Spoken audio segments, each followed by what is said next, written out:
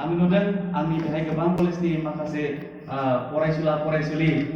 रानिमोन बाबु बिफां नुदों सोरबा सोरबा जोंनि कलेजनिफ्राय ग्रेजुएशन जानानैहाय मास्टार डिग्री फरायहैनायखौबो आं नुदों रंजादों जेब्ला जोङो फांसे बिफां गायो जेब्ला जोङो फांसे बिफां गायो जेब्ला जोङो बेयावहाय हासार होयो दै लुयो जेब्ला बे बिफाङा देरनो फिथाइ थायो जेब्ला जों बे साक्सेसखौ जों नुयो जों इनायनो रंजायो दिनै आं रंजादों जोंनि बे फिथाइखौ आं नुनो मोननायनि थाखाय बे फिथाइखौ मोनजानायनि थाखाय आं दिनै रंजादों आरो निश्चय इसोराबो निश्चय जोंनि बेबायदि गिदिर साक्सेसआवहाय इसोरा गिदिर जोंनि सायाव रंजानाय दङ रंजादों हामबाय होनदों बे मोजां बुब्लियाव इसोरा जों बयखौबो गाहामै जोङो बेबायदि मोजां प्रग्रामखौहाय मोनफुंहोनायनि थाखायहाय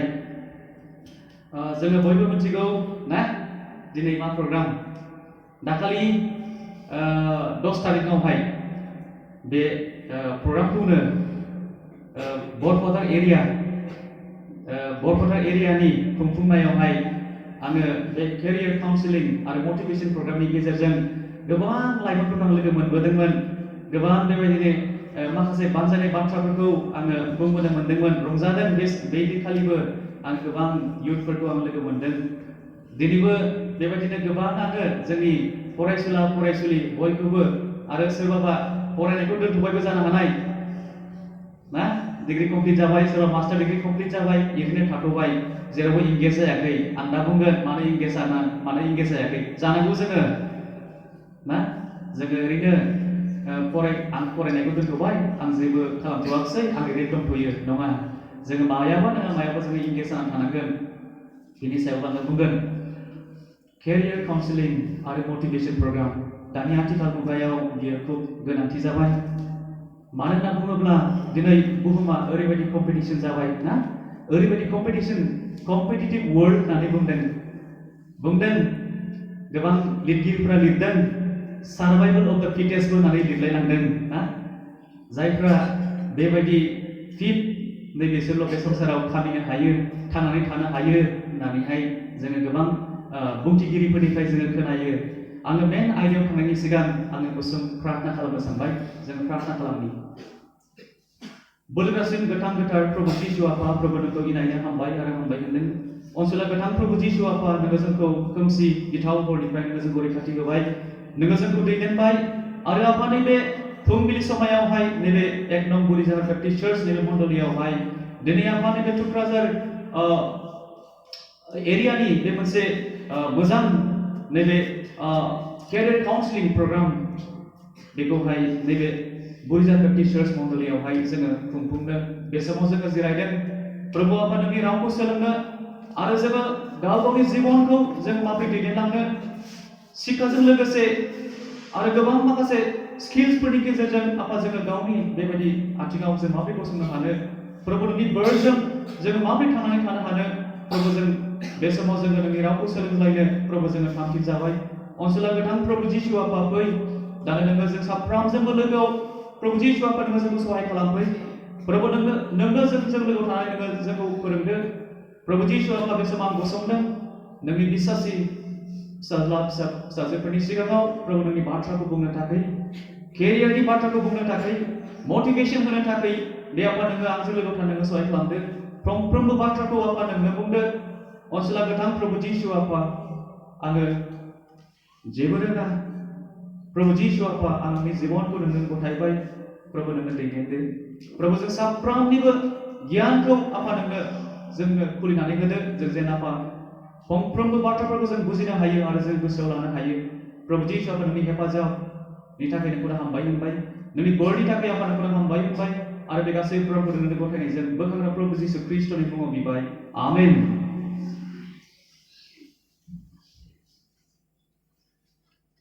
दानि बादायारि मुगायाव जोङो बयबो खारनो रेडि ना खारनो रेडि दा खारनो रेडि नङा जोङो कमप्लिट खालामनो रेडि ने आচ্ছা बेहाय जोंनि बे जुथुमायावहाय साबेसे हायार सेकेन्डारियाव फरायनाय दङ अननानै गसंनो हागोन ने higher secondary class 12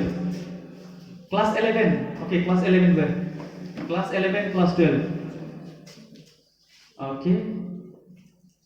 Thank you so much. जिरायदो. बे क्लास 11 क्लास 12 नि गेजेरावनो आङो नायनो हास्थायबाय साबेसेया साइन्स स्ट्रिमाव दङ science very good thank you आर्ट्सआव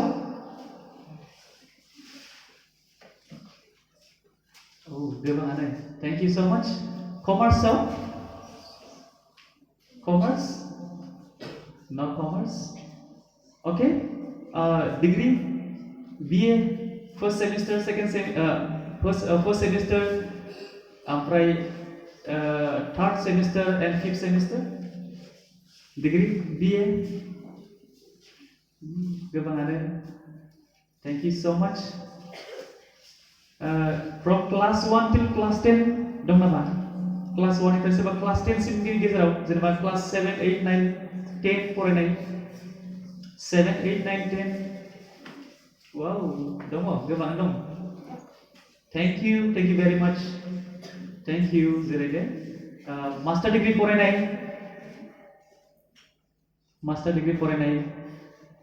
गैथ'आनो सफैथ'वाखै ओरैनो फरायनानै दोनथ'बाय ने सासे डिग्री फोजोबनानै ओरैनो थाथ'बाय जेबो खालामथ'वाखै दङ ने मास्टार डिग्री फोजोबनानै थाबाय जेबो मावथ'वाखै जेरावबो इंगेज जाथ'वाखै दङ ने गैथ'आ दे हामबायसै आं नुनो मोनबाय दिनै जोंनि बे गेजेरावहाय दिनै जोंनियावहाय क्लास 8 9 10 7 8 9 10 फरायनायबो दङ जोंनियावहाय बेहाय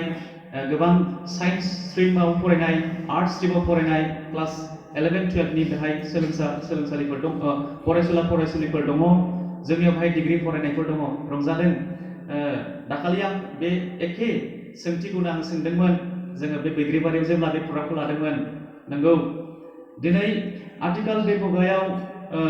जोङो बादायज्लायनायनि बे मुगायावहाय जोङो गावखौ साखाफारा जों खालामना लानांगोन जों साफ्रोमबो फरायसुलि जों साफ्रोमबो जों गावखौहाय खारनो थाखाय जों गावखौ प्रिपेयार जों खालामनांगोन जेब्ला जोङो खारनानै जों जेब्ला देरहायो अब्ला जोङो प्राइजखौ जों लानो हायो ना जोङो इनायनो रंजायो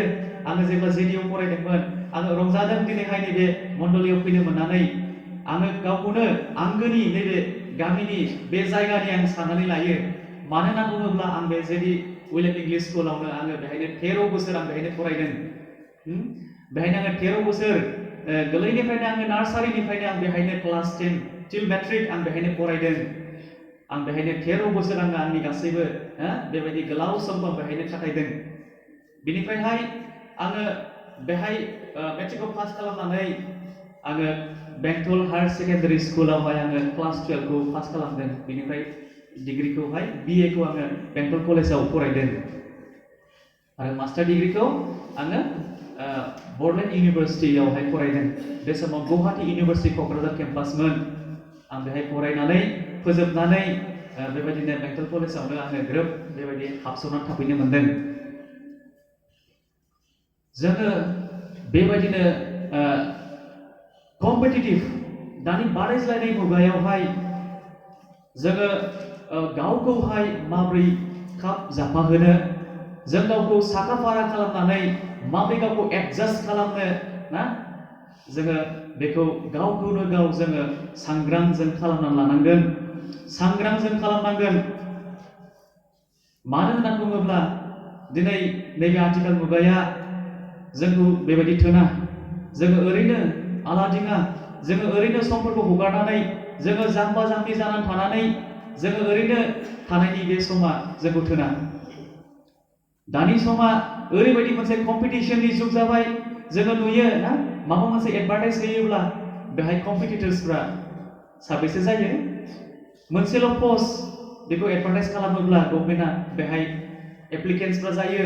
100 गाहाम जायो ना आङो जेब्ला एसिस्टेन्ट प्रफेसरनि पस्टनि थाखाय जेब्ला गसाइगाव कलेजाव जेब्ला इन्टारभिउ थांदोंमोन आंलाय सानदोंमोन बेहाय बारा केन्डिडेट्स फैनाय नङा दां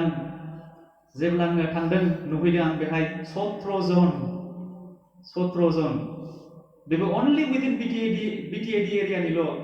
गुबुननि फैबावाखै ना गुबुननि फैबावोब्लाथ' हिउज जाबावगौमोन मानो होनना बुङोब्ला बेहाय लिरनानै होदोंमोन preference will be given only to BTAD area only ना BTAD एरियानि थाखायल' प्रिफारेन्सखौ होनाय जागोन होननानैहाय बेयावहाय होनाय जादोंमोन बेखायनो बाहेरानिया खुब सम्भब बेखौ नुनानै फैयाखिसै जानो हानाय 17 जन आं बेहाय नुहैदोंमोन नंगौ मोनसेल' पस्ट नाथाय बेनि थाखाय दिनैहाय जुजिदों 17 जन दिनै जोङो बेफोरबायदियाव गावखौ कमप्लिट खालामनांगौब्ला अब्ला जोंनि शिक्षा लानायफ्रा जोंनि गासैबो मावथुमनायफ्रा माबायदि जानांगोन जोंनि बेबायदि मोजां जोङो दायो बयबो मोनसे लामाजों जोङो खारगासिनो दङ ना जों बयबो फरायदों जोङो फरायदों मानो फरायदों आरो जोङो दिनै शिक्षाखौ जोंनो मानो नांगौ जोङो जेन सानसे जोङो इन्डिपेन्डेन्ट लाइफ ना जोङो सानसे जों जेन गावनि आथिङाव जोङो गसंनानै जोङो थानो हायो जोङो जेन रावनिबो सिङाव जोङो जेन लेंबैनाङा एबा so that we don't need to become the slave of somebody जोङो सोरनिबा सिङाव जेन मावख्रुबनानै खस्थ' खालामनानै जेन जों जानो नाङा दिनै गोबां टाउन सहरफ्रावहाय ना बेफोरबायदि केरियारनि गोबां बेबायदि प्रग्रामफोरखौ खालामो आङो खेबनैसो बेबायदि केरियार काउन्सिलिं प्रग्रामावहाय आङो बाहागो लानो मोनबाय बेहाय काउन्सिलरफ्रा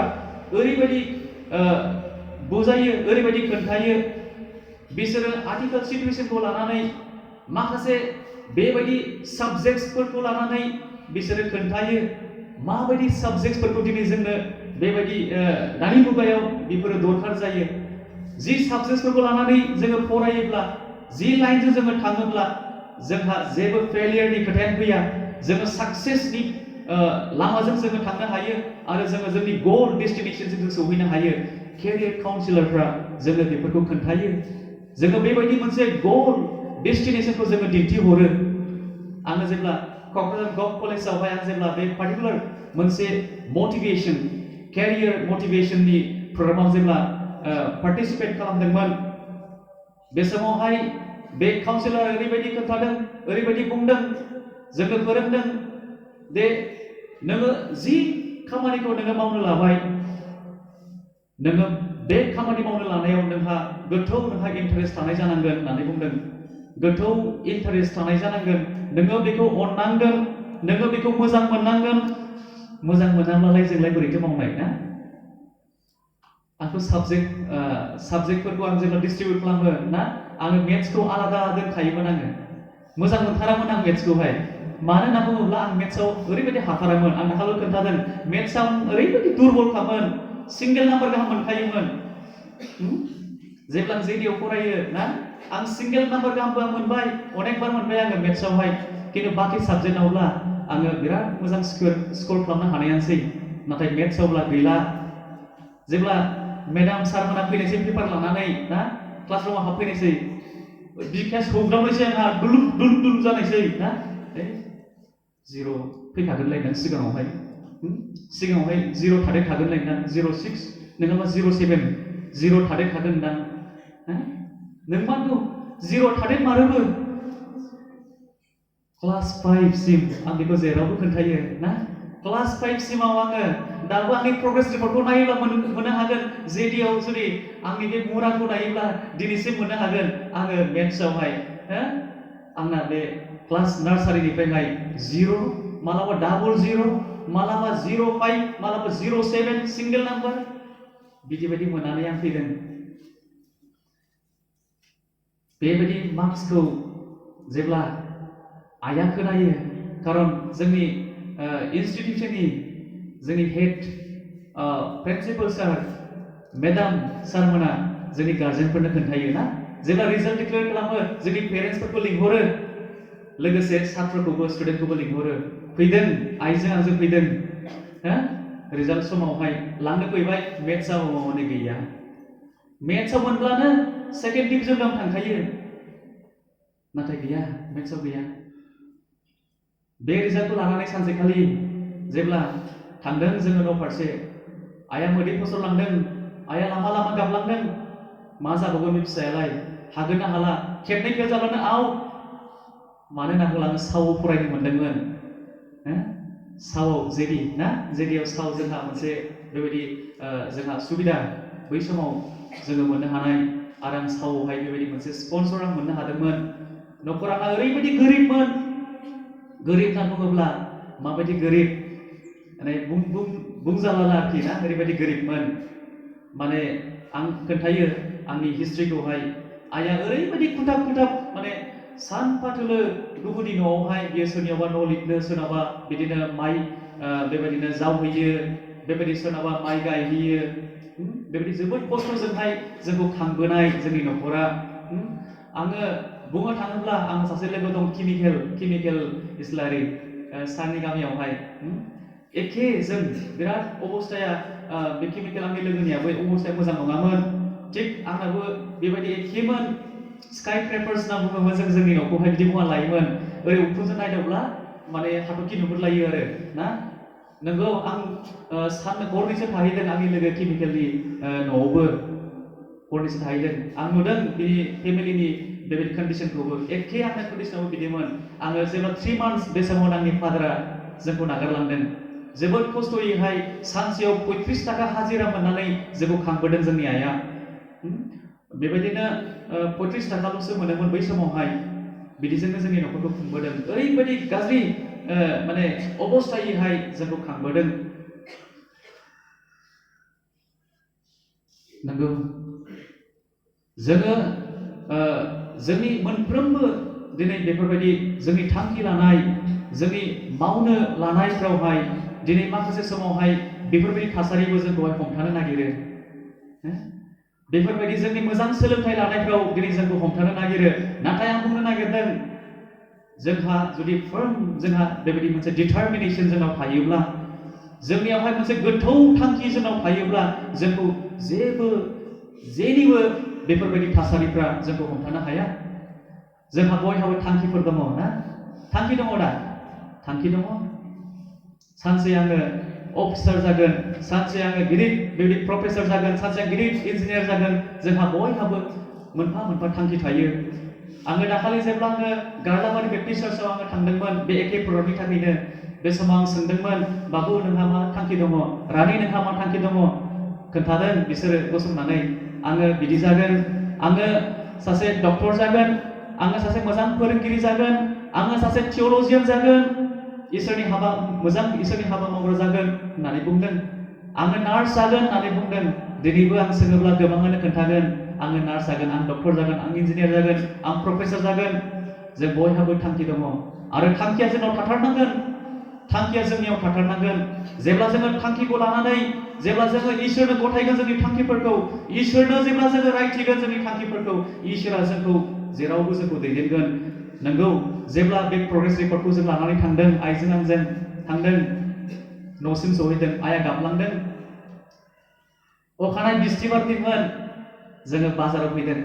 थिग आदा जहन इस्लारि, बियो जोंनि रानि चौधुरी एलपि स्कुलनि हेड टिचारमोन। बियो सोंदों आइखौहाय, माब्रै जाखो नोंसालानि फरायनायफ्रालाय? आइया खोन्थादों, बाखि साबजेक्टआवलाय मोजां हायो, खिन्थु अंकआवनो मा जाथारखो फिसाया, एकदम जिर'ल' मोनो। आं गैथारखाया होनना खर'आ अंकआवहाय बुंबाय। सारजन ना बियो, आं आदा सोमोन्दो लिङो। बुंबाय, हानाय नंला नोंसालाय, आं हानाय नंला, जेडि विलियामाव हानाय नंला, फेल जाथारखासिगोन बियो।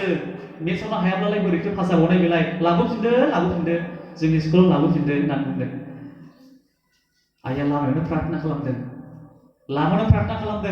बे समाव जोङो नोलोबारि, आं खोन्थायो जेब्लायबो बेखौहाय, नोलोबारि बे गामियावहाय जोङो बेजों बारस'बोयोमोन। बेयावनो दा बेहाय दंफां मिल खुलिबाय, बे खाथियावनो आइया प्रार्थना खालामदों। जेब्ला बेबायदि बाथ्राखौहाय आइया खोनादों, दुखु मोनो जोंनि बिमा बिफाफ्रा ना, फिसाफ्रा जुदि साक्सेस जानो हाया, फिसाफ्रा जुदि फेलियर लामाजों थाङो, जोंनि बिमा बिफाफ्रा, जोंनि फोरोंगुरुफ्रा दुखु मोनो ना मोना? मोनो दा ने? नंगौ मोनो। मैया आंनि रानि फिसाजो देरसिन बिनि रिजाल्ट मोनदों। आङो डनबस्क'आव जेब्ला रिजाल्टखौ लांनो फैदों, आङो बिखाया दुब जाबोदों। माबायदि रिजाल्ट खालामगोन बेलाय, अनलाइनसो, ओमफ्राय बांद्राय मोजां जोङो एग्जाम लिरनायाव थाफानो हायाखिसै, स्पेसियेलि आं थाफानो हायाखै। आङो ओरै माखासे प्रग्रामफ्राव थाङोखाय आरो कलेजनि गोबां बेबायदि खामानिफोर थायैखाय आङो मोजां नायफानो हायैखाय जेब्ला आं रिजाल्टखौ लायनो थांदों फिसाजोखौ लानानै बिखाया दुब दुब दुब जालांदों माबायदि जागोन रिजाल्टआलाय नुहैबाय रिजाल्टखौ गथायबाय मेडामा बियो सेकेन्ड डिभिजन बियो मोनबाय आं रंजादों आं बुंदों फिसाजोखौ दिस इज नट सेटिसफेक्टरि होननानैहाय दिस इज नट सेटिसफेक्टरि नोङो मावफुंबावनांगोन आं बुंदों आइ नोङो मावफुंबावनांगोन नोङो आरोबाव बिनि बांसिन मोननो नों नाजानांगोन आं बेखौ बुंदों ना नोङो जि नाम्बारखौ मोनबाय नोङो 97 98 नोङो मोनबाय गांनैसो 100आव 100 दङ आं बुंदों बाखि साबजेक्टआव नोङो 100आव 100 नोङो मोननांगोन आं बुंदों नोंनि कम्पिटिशना not with your friends not with your friends नोंनि कम्पिटिशना नोंजोंनो जानांगोन आं फिसाजोखौ बुंदों नोंनि चेलेन्ज खालामनाया नोङो गावजोंनो जानांगोन लोगोफोरजों नङा होननानै बुंदों आं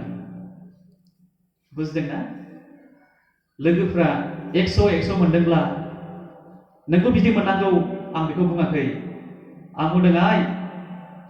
आंना फिसाजोआ क्लास 3 आव फरायो आं बुंदों बे कम्पिटिशना नोङो गावजोंसो खालामनांगोन नोङो बांसिन जुजिनांगोन बांसिन खस्थ' खालामनांगोन बांसिन नोङो फरायनांगोन आं फिसाजोखौ बुंदों बाबा नेक्स्ट टाइम आङो बाखि साबजेक्टआवबो आङो 100आव 100 आङो मोननो आं नाजागोन बुंदों जोंबो चेलेन्ज खालामगोन ना जोंबो बेबायदि थांखिखौ लागोन ने नंगौ मोनफ्रोमबो सोलोंथाइनि गुदि मोनफ्रोमबो बेबायदि मावनायनि गुदियाव सोरजिगिरि गोथां आफा इसोरखौ जोङो जेब्लायबो सिगाङाव दोनग्रोनांगोन आं बेखौसो बुंनो लादों जेब्लायबो जेब्ला जोङो बिसनायाव जों जेब्ला उन्दुनायनि सिगां ना जेब्ला जोङो रायज्लायो जोङो फिसाफोरनि थाखाय जों प्रार्थना खालामो जों इसोरनो खोन्थायो जोंनि फिसाफोरनि गासैबो थांखिफोरखौ जोंना फिसाजो आं सोङो आरो आं दानिफ्रायनो आं बेखौ मटिभेट खालामदों फिसाजोखौ नोङो एसिस्टेन्ट प्रफेसर जानांगौ होननानैहाय नोङो आंनि जायगाखौ लानांगौ होननानै बुंदों आङो नङाब्ला उन्दैयाव बियो डक्टर जानोसो होनना बुंबाय थायोमोन ओमफ्राय दायो बियो बुङो सोंब्ला नों मा जानो होनना बुङोब्ला बियो बुंगोन आं एसिस्टेन्ट प्रफेसर जागोन मा साबजेक्टआव जागोन हिस्ट्रिनि जागोननो बियो खारन आङो हिस्ट्रिनि नंगौ जोङो जोंनि थांखिफोरखौ जेब्लायबो जोङो इसोरनो जों खोन्थानांगोन इसोरनो जोङो गथायनांगोन खारन इसोरासो गासैनिबो गुदियाव इसोरासो गासैखौबो होनो हाग्रा इसोर बुंदों साम्सआव ना गितफोरनि साम्स चैप्टार 9 verse 10 आव बुंदों the fear of the Lord is the beginning of wisdom right इसोरखौ गिनायासो गियाननि गुदि सलमन राजाखौ जों मिथिगौ जों बाइबेलावल' बेखौहाय गियानि होननानै जोङो मिथिया बेलेग जोङो साबजेक्टसफ्रावबो ना जोंनि सेकुलार साबजेक्टसफ्रावबो जोङो फरायनो मोनो सलमन इज द वाइजेस्ट किं होननानैहाय सबसे गियानिसिन राजा होननानै जोङो मिथिगौ सलमनखौहाय बियो माब्रै बेबायदि सासे गियानिसिन जानो हाखो जोङो बाइबेलाव जोङो फरायब्ला जों मोननो हायो दानियेल बिजाबावहाय साद्राक मेसाक अबेदनगो बिसोरो माब्रैथो सबसे गियानिसिन जानो हाखो मानि थाखाय जानो हाखो नंगौ दानि नैबे स्टेज ना नैबे मुगाया नैबे जोहोलाव सिख्लाफोरनि मुगाया स्पेशली नैबे कलेज फरायनाय नैबे थासारि नैबे जोंनि दानि नैबे इयुथ स्टेजआ मोनसे गिख्रंथाव भयंकर जों बुंनायसै ना गिख्रंथाव बे थासारि जोङो मोनफ्रोमबो बिथिङाव जोङो साबधान जायाब्ला जों गावखौ हमथायाब्ला जोङो गोथोङै गसंनानै थानांगौआ जोबोद गोब्राब जायो जोङो इसोरनि बाथ्राफोरजों जों दैदेन जायाब्ला जोङो गोब्राब जायो इसोरनि बोरजों जोङो दैदेन जायाब्ला जोङो मोनफ्रोमबो हान्थिनो लानाय मोनफ्रोमबो थांखिजों सौहैनो आवगायनायफ्राव जोङो सौहैनो हाया जायो जोंनि गासैबो थांखि लानायफ्रा फेलियर जायो जोङो थिग समावनो जोङो कलेजाव थाङो फरायसालिफ्राव जोङो थाङो जायफ्रा दङ बाबुमोन रानिमोन दङ जायफ्रा दायो क्लास 7, 8, 9, 10 आव फरायदों जोङो खुब सम्भव जोङो नैबे थुक्राझारनिफ्रायहाय एबा नैबे बुरि जाहारनिफ्राय नङाब्ला सोरबा बिमा पार्टिनिफ्राय नङाब्ला सोरबा हरैहाय लेंसुं साइडनिफ्राय फैयोब्ला खुब सम्भव जोङो फुंनि 7:30 नङाब्ला टाइमाथ' 9टा ने क्लास टाइमा आं स्कुलनि टाइमखौ बारा मोनथिलाय नङा 9टा ने 9टाखौ हमनानै लादो जोंनि कलेजनिया 9:15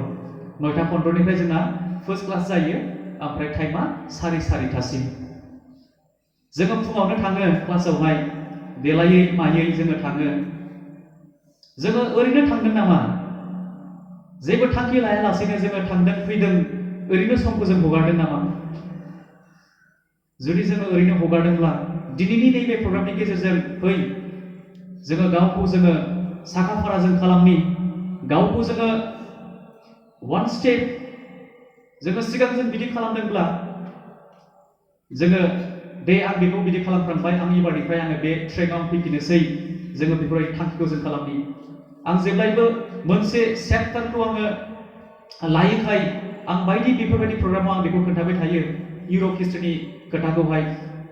1453 नि खोथाखौहाय 1453 आवहाय मोनसे बिराद गिदिर मोनसे जाथाय जादोंमोन डाउनफल अफ कन्स्टेन्टिनोपल ना एम्पेरर कन्स्टेन्टाइन राजानि आमोलावहाय बिनि रायजो खुंनाय समावहाय अट'मान तुर्किसफ्रा गथै इउरपखौहाय गाग्लोबनानैहाय बिसोर गावसिनि सिङाव लाबोदोंमोन बन्दी खालामदोंमोन आरो बै समावहाय गथै इउर'पियान्सफ्रा इउरपनि हादोरफ्रा बिसोरो मोननै सागोर लामाजोंहाय बिसोरो बेबायदिनो फार इस्ट मिडल इस्ट कान्ट्रिसफ्रावहाय बिसोरो फैनानै बिजनेस कमार्शियेल रिलेशन बेफोरबायदि खालामफैयोमोन बिजनेस खालामफैयोमोन जेब्ला 1453 आवहाय जेब्ला बे गथै इउरपखौहाय जेब्ला अट'मान तुर्किसफ्रा जेब्ला बेखौहाय गावसिनि सिङावहाय दखल खालामनानै लाबाय बिसोरो इउर'पियान्सफोरखौ हाबनो होआसै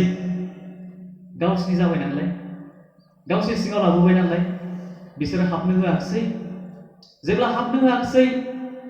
गोबाव सम बिसनियावहाय मोनसे फेलियर जादोंमोन गोग्लैसोनाय जादोंमोन नाथाय जेब्ला बिसोरनियावहाय मोनसे चेलेन्ज मोनसे इनक्यूसिटिभनेस मोनसे बेबायदि नाजानाय सिरि मोननाय जों जायखौ बुङो रिनाइसेन्स पिरियड rebirth and reawakening होनदोंना rebirth गोदानै जोनोम जानाय आरो गोदानै जांख्रिखांनाय सोमावसारफिननाय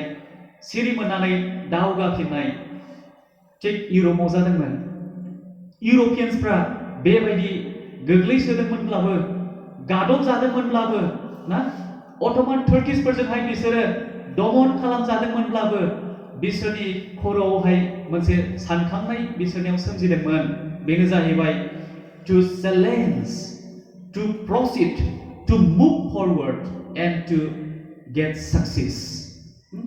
सिरि मोनफिननानै दावगाफिननानै हान्थिलांफिननानैहाय बेबायदि मोनसे गोजोन पुरस्कार एबा बेबायदि मोनसे साक्सेसखौहाय दाफुंनो थाखाय गमामायैनो बिसोरो गमामायैनो मा खालामनो हादोंमोन क्रिस्ट'फार कलम्बासखौ जोङो मिथिगौ ना बास्को दा गामाखौ जोङो मिथिगौ नंगौ बिसोर होथेजादोंमोन दिनै नैबे जेनेबा नैबे टेबोलखौहाय जेनेबा ओरै जेनेबा दायो नै फिसा लामा दंना आं बेजों एब्रेनानैबाबो आं थांनो हागोन ना बेजोंनो एकदम गेद्दा गिदि जानानैबाबो थांनो हागोन जुदि नै बेखौहाय ओरै बजाबोला थांनो हागोन नामा थांनो हानाय नङा ना बेयो बन्द जागोन बेबायदि बन्द जादोंमोन बेबायदि बन्द जानायखाय इउर'पियान्सफ्रा सानदोंमोन जोङो जानाय नंला जोङो ओरैनो उन्दुनानै थायोब्ला जानाय नंला जोङो गोग्लैनानै थायोब्ला जानाय नंला जोङो थांखिलेस ना उइदाउट एम जोङो ओरैनो जोङो थाबाय थायोब्ला जोङो जानाय नंला जोङो फै जोङो दावगाफिनदोनि फैदो जोङो सिरि मोननानै जोङो दावगाफिनदोनि बेबायदि मोनसे बिसोरनियावहाय सानखांनाया खिलिदोंमोन आरो बिसोरो बेबायदिनो मोनसे सागोर लामा Black Sea and the Mediterranean Sea Red Sea and the Mediterranean Sea बे मोननै सागोर लामाखौ बिसोरो बाहायनाय जायोमोन दा बेखौ बन्द खालामबाय अट'मान तुर्किसफ्रा दा बेखायनो बिसोरो मोनसे अल्टारनेटिभ ना अल्टारनेटिभ बिसोर नागिरदोंमोन गुबुन मोनसे लामाखौ बिसोर नागिरदोंमोन आरो गमामायैनो क्रिस्ट'फार कलम्बासआ निउ वर्ल्ड नायना मोनसे गोदान बुहुमखौ बियो डिस्कभार खालामदोंमोन आमेरिकाखौ बियो डिस्कभार खालामदोंमोन बिनि उनावहाय 1492 आवहाय क्रिस्ट'फार कलम्बासआ बियो आमेरिकाखौ डिस्कभार खालामबाय 1498 नावहाय वास्को डा गामाया केलिकाट ना बियो India that leads to India इन्डियायाव फैनो हानाय बे सागोर लामाखौ बियो डिस्कभार खालामबाय बेजोंनो बिसोरो आरोबाव गोबां गावसोरनि जि बेबायदिनो जि कमार्शियेल ट्रान्जेक्सन बेबायदिनो बिजनेस बेखौ बिसोरो सोलिफिननो हाबाय गोबां थाखा फैसा खामायनो हाबाय गोबां कल'नि गोबां जायगाफोर बिसोरो लुखांफैनो हाबाय जोंनि इन्डियायावहाय बिसोरो मा खालामफैनो हाबाय कल'नि खालामफैनो हाबाय जोंनि इन्डिया ब्रिटिशफोरनि आखायाव गोबाव सम जोङो सासन खालामजादों जोङो माब्ला उदांस्रि मोनदोंमोन yes 1947 right 1947 जोङो हिस्ट्रिखौ जों जेब्ला फरायो जों मोननो हायो स्टार्टिं फ्रम स्वादेशी मुभमेन्ट बेबायदिनो आरोबाव जोङो एसे गाहाय फैबावब्ला जों मोननो हायो नन कपारेशन मुभमेन्ट ना सिभिल डिसअबेडिएन्स मुभमेन्ट गोबां मुभमेन्ट कुइट इन्डिया मुभमेन्ट ना 8 आगस्ट 1942 गोबां मुभमेन्ट जाबोदों गोबां जुद्धफोर जाबोदों जोंनि इन्डिया बेबायदिनो ब्रिटिशफोरजोंबो बेबायदि सासन खालामजादों जेब्ला जोंनि इन्डियायावहाय मोनसे बेबायदिनो मडार्न इडुकेशना जेब्ला फैबाय मडार्न इडुकेशन होनना बुंदों जायखौ ना वेस्टार्न इडुकेशन नालाय माथो इडुकेशन जायजोंहाय दिनै बै समाव जोंनि इन्डियानि मानसिफ्रा नेटिभ किंडम्सफ्रा साखाफारा जानो हादों हमदांनो हादों ब्रिटिशफ्रा मा पलिसि लादों मा पलिसि लायाखै ना बेखौ राजा राममोहन रयआ खालामदोंमोन दा राजा राममोहन रयखौ जोङो मिथिगौ बेखौहाय फादार अफ मडार्न इन्डिया होननानै बुंनाय जायो ना फादार अफ मडार्न इन्डिया बियो वेस्टार्न इडुकेशनखौ जोंनि इन्डियायाव होदों आरो बिनि गेजेरजों जोंनि गोबां इन्डियानि बै समनि मिडल क्लासनि मानसिफ्रा मेगन गेवदों बिसोर नुनो हादों बिसोर हमदांनो हादों जे ब्रिटिशफ्रा बिदि पलिसि लादों बै जोङो बिदि खालामनांगोन ना बिसोर बिदि खालामनो नागिरदों जोङो बिदि खालामनांगोन नै हमदांनो हादों दिनै सोलोंथाइयाबो जोङो बेफोरखौ दिन्थियो दानि आथिखालाव जोङो सोलोंथाइ लादों जोङो फरायदों फरायसालिफ्राव जोङो थांदों मानो जोङो गियान लाभ खालामनो थाखायहाय जाय गियानजों जोङो गोजोन न'खरजों दानो हायो जाय गियानजों जोङो मोनसे मोजां गावनि आथिङाव गसंनो हानाय जों बे राहाखौ जोङो खालामनो हायो जोङो थांखि गैयालासे जोङो हान्थिदोंब्ला जोङो उइदाउट एम जुदि जोङो कलेजफ्राव थांदोंब्ला फरायसालिफ्राव थांदोंब्ला निश्चय जोंनि केरियाराव बियो मोनसे गिदिर हेंथा बियो जागोन दिनै आं बुंनो नागिरदों जोंनि कलेजफ्रा दिनै मोनसे डे शिफ्ट बायदिसो जानो नागिरदों day shift morning shift day shift evening shift थायो दा ने आं दाखालि जेब्ला बिएन कलेजाव थांदोंमोन बिसोरनिया फुंनि 7:30 क्लास जायो आङो एनसिसिनि थाखाय आं थांदोंमोन बाहाय आं नुहैदों फुंनि 7:30निफ्रायनो बिसोरनि क्लासा जायो मर्निं शिफ्टनो ओमफ्राय बे जोबखांबायब्ला आरो डे शिफ्ट जाबावलायबाय ओमफ्रायहाय जोबखांना आरो इभिनिं शिफ्ट जोंनि बेंटलनि दैथुन सार ना इंलिश डिपार्टमेन्टनि बियो दंहैयो बिएन कलेजावहाय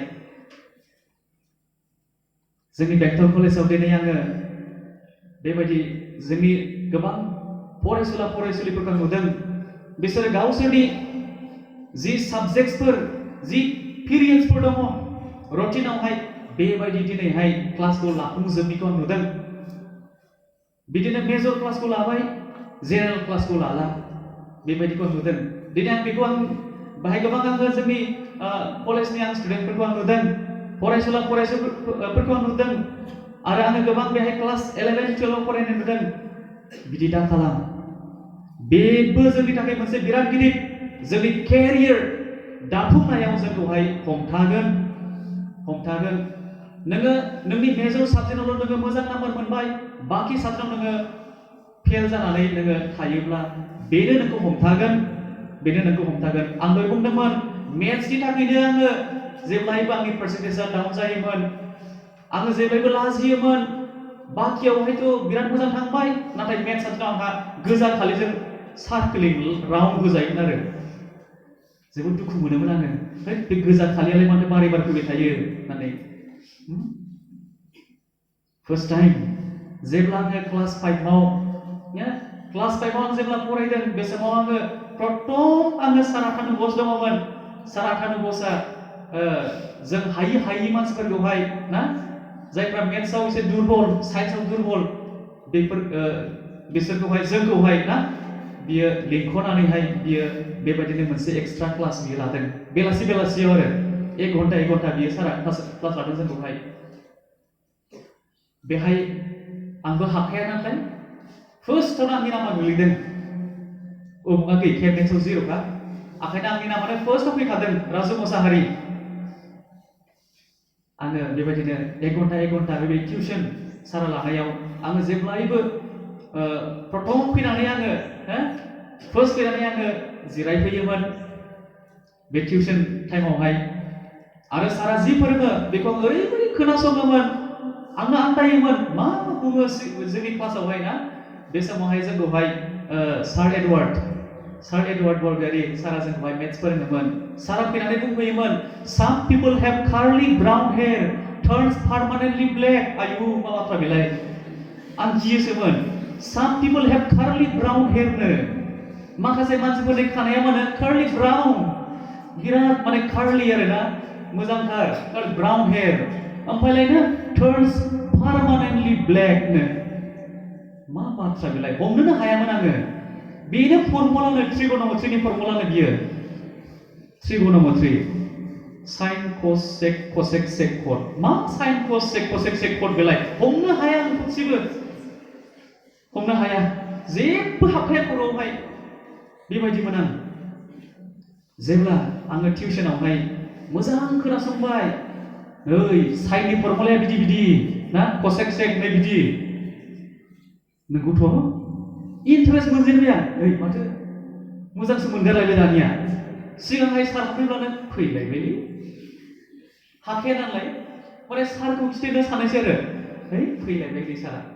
मा बुंलांनायसैलायथाय हाबखाया नालाय खर'आवहाय जेबो मोनामखाया ओरै हाबो ओरैनो खालामखायो आरोखि ओमफ्राय क्लासाव बुंब्ला येस बुंलायसैसै आरोखि नालाय गसंहोगोन नालाय नै बिदिमोन आङो येस बेनो आंखौहाय क्लास 5 सिम सिंगेल नाम्बार मोनहोनाया येस होननायसै Did you understand? I'm like, yes sir, understood. Exam लिरनायसै गैया सिंगेल नाम्बारा फैबावनायसै नंगौ नाथाय जेब्ला आङो गोसो होनानै आथानु सारनि फोरोंनायखौ आङो जेब्ला मोजाङै प्रेक्टिस खालामबाय सारा बुङोमोन नो प्रेक्टिस नो मैथमेटिक्स नो प्रेक्टिस नो मैथमेटिक्स नोंगौबो दा ने नोङो जायखौ हायो नोङो बेखौ प्रेक्टिस खालामबाय थायाला नोङो बावगोनबो बेखायनो जोङो प्रेक्टिसआव जेब्लायबो थाबाय थाखानांगौ मेथ्सखौहाय आं दा बुंलांगोन आंनि हिस्ट्रि लायैखाय आङो गोबाव बुंलांनाय जायो समावहाय माबा फैदेरलाबायो गोलावबो जानो आं दा समावहाय गेजेर ससेयाव जोङो गसंगोनबो दसे दे गसंहोगोन आङो दा औ बेबायदिया जोंखौहाय गोबां समावहाय जोंखौहाय हमथायो जोंनि सक्सेसनि लामाखौहाय जोंनि बेबायदि मोनफुंहैनायनि लामाखौहाय गेजेर समावहाय जोंखौहाय बेफोरबायदि जोंनि केयारलेस आं बुंनायसै आङो जोबोद केयारलेसमोन सारा सोंखायो बुजिनाया बुजियाखै आं बुजियाखै होनब्लाथ' मा सारा बुजायबावखागौमोन नाथाय आंनो बुंनानै लाबाय बुजिदों सार जोंनि स्टुडेन्टफ्रा प्रिटेन्ड खालामो आं बुंनो नागिरदों जोङो गावखौसो जोङो थगायनानै लायो ना जोङो गावखौसो जोङो थगायनानै लायो कलेजफ्राव जोङो जेबो कनसेप्टखौनो जों मोनखाया जेबो कनसेप्ट जेबो बुजिखाया जोङो सोङो आंखौ जेब्लायबो सोंखायो आं जोबोद सोंनायखौ मोजां मोनग्रा आं सासे फोरोंगिरिखाय आं जेब्लायबो सोङो मोनसे पेराग्राफ जोबबायब्ला आं सोंखाबाय do you आन्डारस्टेन्ड is it clear बुंनायसै बिसोरो yes sir very clear we understood sir बुंनायसै आं सोंफिनायसै अके देन प्लिज एक्सप्लेन लिटल बिट अब्ला दे नों गुसुङै एक्सप्लेन होदो दे गैला बबा बायदिसो जानायसै बबि बायदिसो जानायसै ना अब्ला दिनै जोङो गावखौसो जों थगायदों ना जोङो गावखौसो दिनै जोङो थगायदों आङो जेब्ला क्लास 5 सिम बुंबोबाय थादों येस आन्डारस्टुड आङो मोनबाय थादों दाउदैल' मोनबाय थादों आङो ना जिर'ल' मोनबाय थादों जेब्ला आङो गोसो होनानैहाय बे साबजेक्टखौ इन्ट्रेस्ट लानो हमबाय अननो हमबाय प्रेक्टिसाव थानो हमबाय सारा बुंखादों नो प्रेक्टिस नो मेथामेटिक्स प्रेक्टिस खालामनो हमबाय for the first time 25 out of 25 मोननो हाबाय आङो ओरैबायदि रंजाबाय आङो ओरैबायदि रंजाबाय जेब्ला आङो मेट्रिक पास जादों ना मेट्रिक पास जादों सेकेन्ड डिभिजनावहाय रिजाल्ट लानो फैदों आङो साइकेल सालायनो बे समाव आङो रेजर बेग ना रेजर बेग साइकेल सालायनो फैदों रिजाल्ट मोनगोन दिनैहाय गिनायबो दङ रिजाल्टआ मा जायो ना एसे गोसोआव एसे दुब दुब दुब दुब जों जायोना जाया गोसोआवहाय रिजाल्ट मोनोसैब्ला जायो ओरैबायदि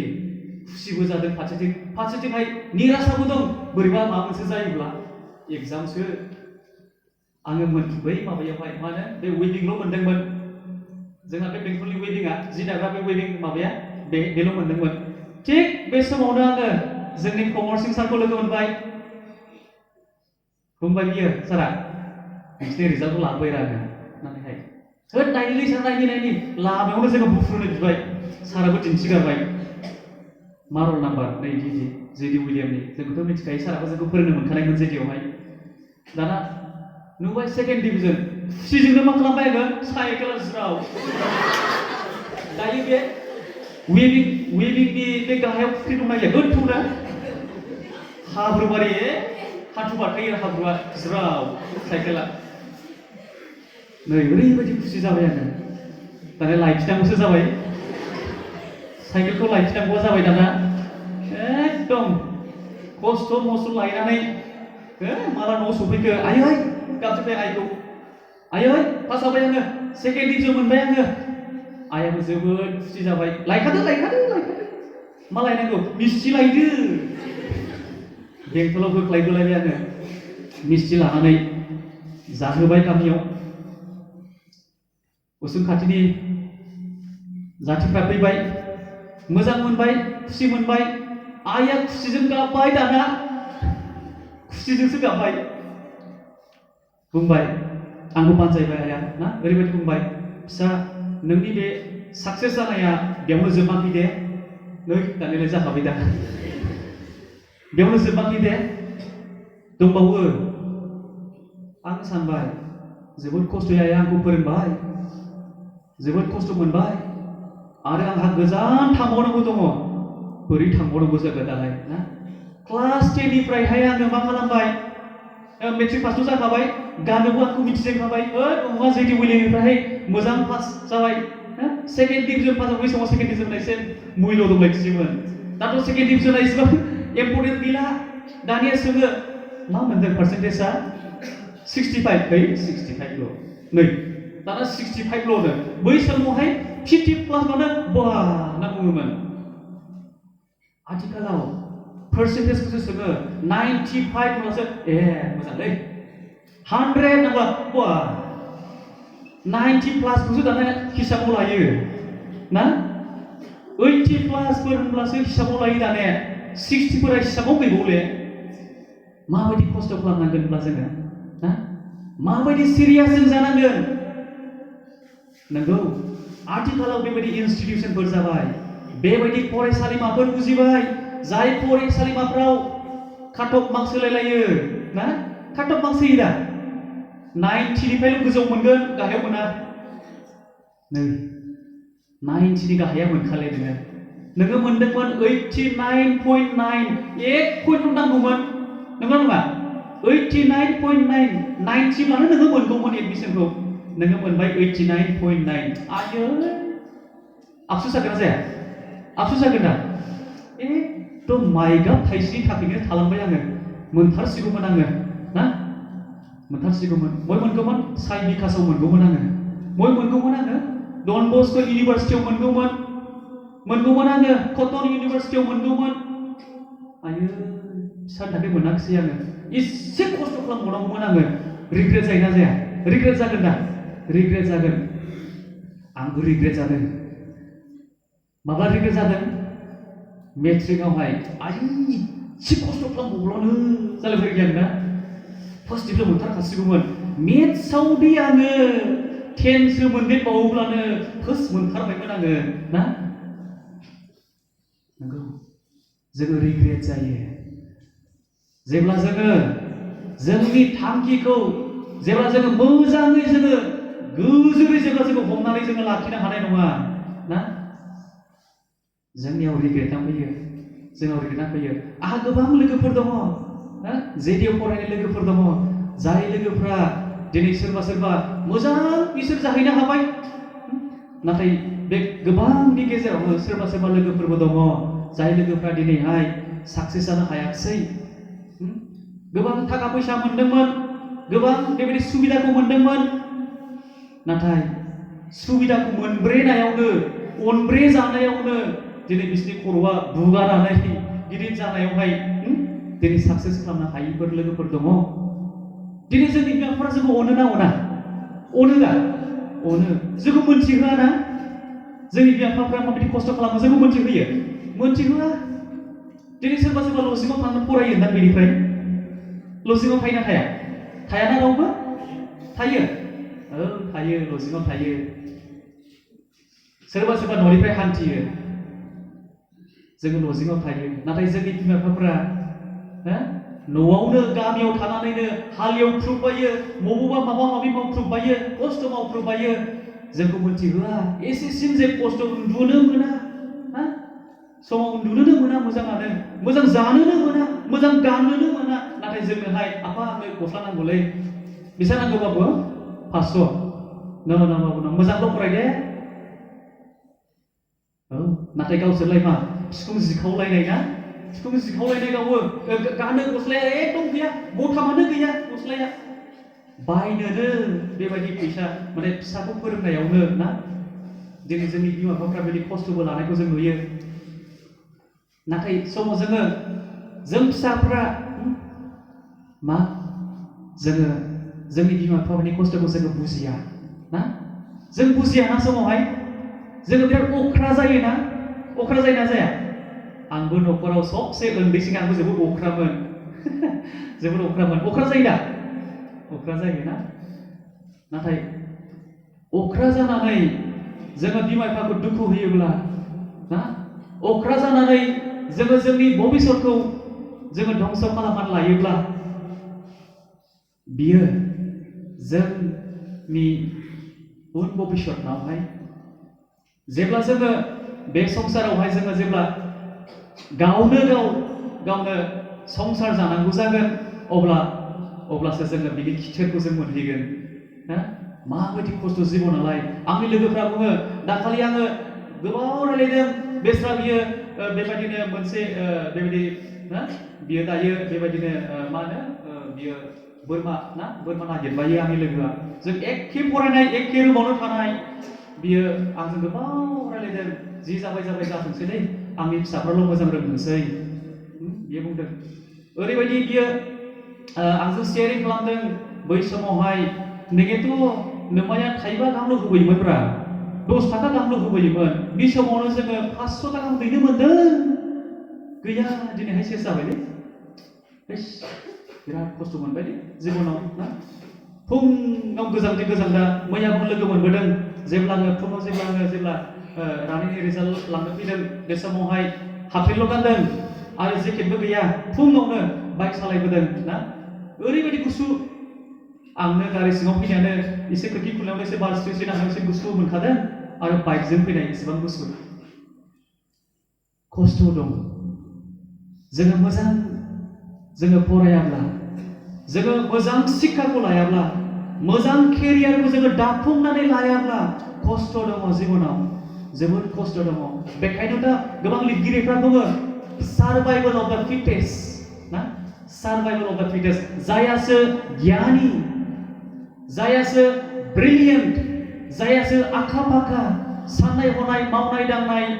बायदि बेबायदि साल सलनफ्रावहाय फरायनायफ्रावहाय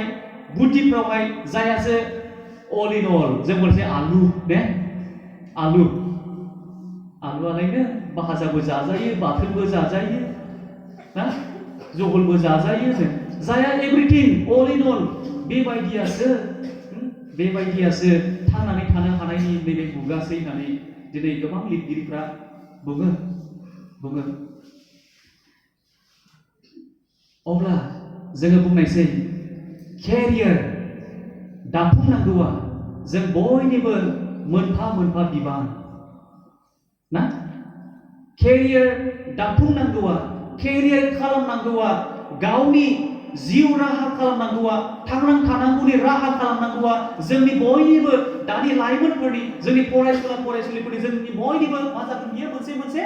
रेसपन्सिबिलिटि ना रेसपन्सिबिलिटि आं बुंनायसै बेखौ बिबान होननानै लायोब्ला नोङो बेखौ जोबोद गिलिर मोनगोन हालेलिया पाननो ना बिबान आं बुङोब्ला बाबु नों बेखौ रुजुना लांलाय होनना बुङोब्ला नोंनि बिबान जागोन ना बेना एफा गिलिर नाथाय नोंखौ इन्टारेस्ट लानानै नोङो बेखौ मावोब्ला हागोनबो नोङो बेखौहाय ना इन्टारेस्ट लानानै मावोब्ला हागोनबो नाथाय नोङो बेखौ मोनसे गिलिर बिबान होननानै नोङो बेखौ लाबायब्ला नोङो बेखौहाय नोङो बानफुंजोबनोबो हानाय नङा ना स' आं बेखौसो बुंनो नागिरबाय आथिखालाव जोङो नुयो गोबां केरियार अपसन्सफोर जों नुयो ना केरियार अपसन्सफोर दं दा गोबां केरियार अपसन्सफोर दङ मा केरियार अपसन दङ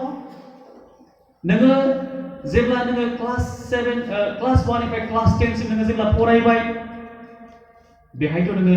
एकदम दै लोंनाय बायदिनो ना विदाउट एनि डिफिकाल्टि बांद्राय गोरा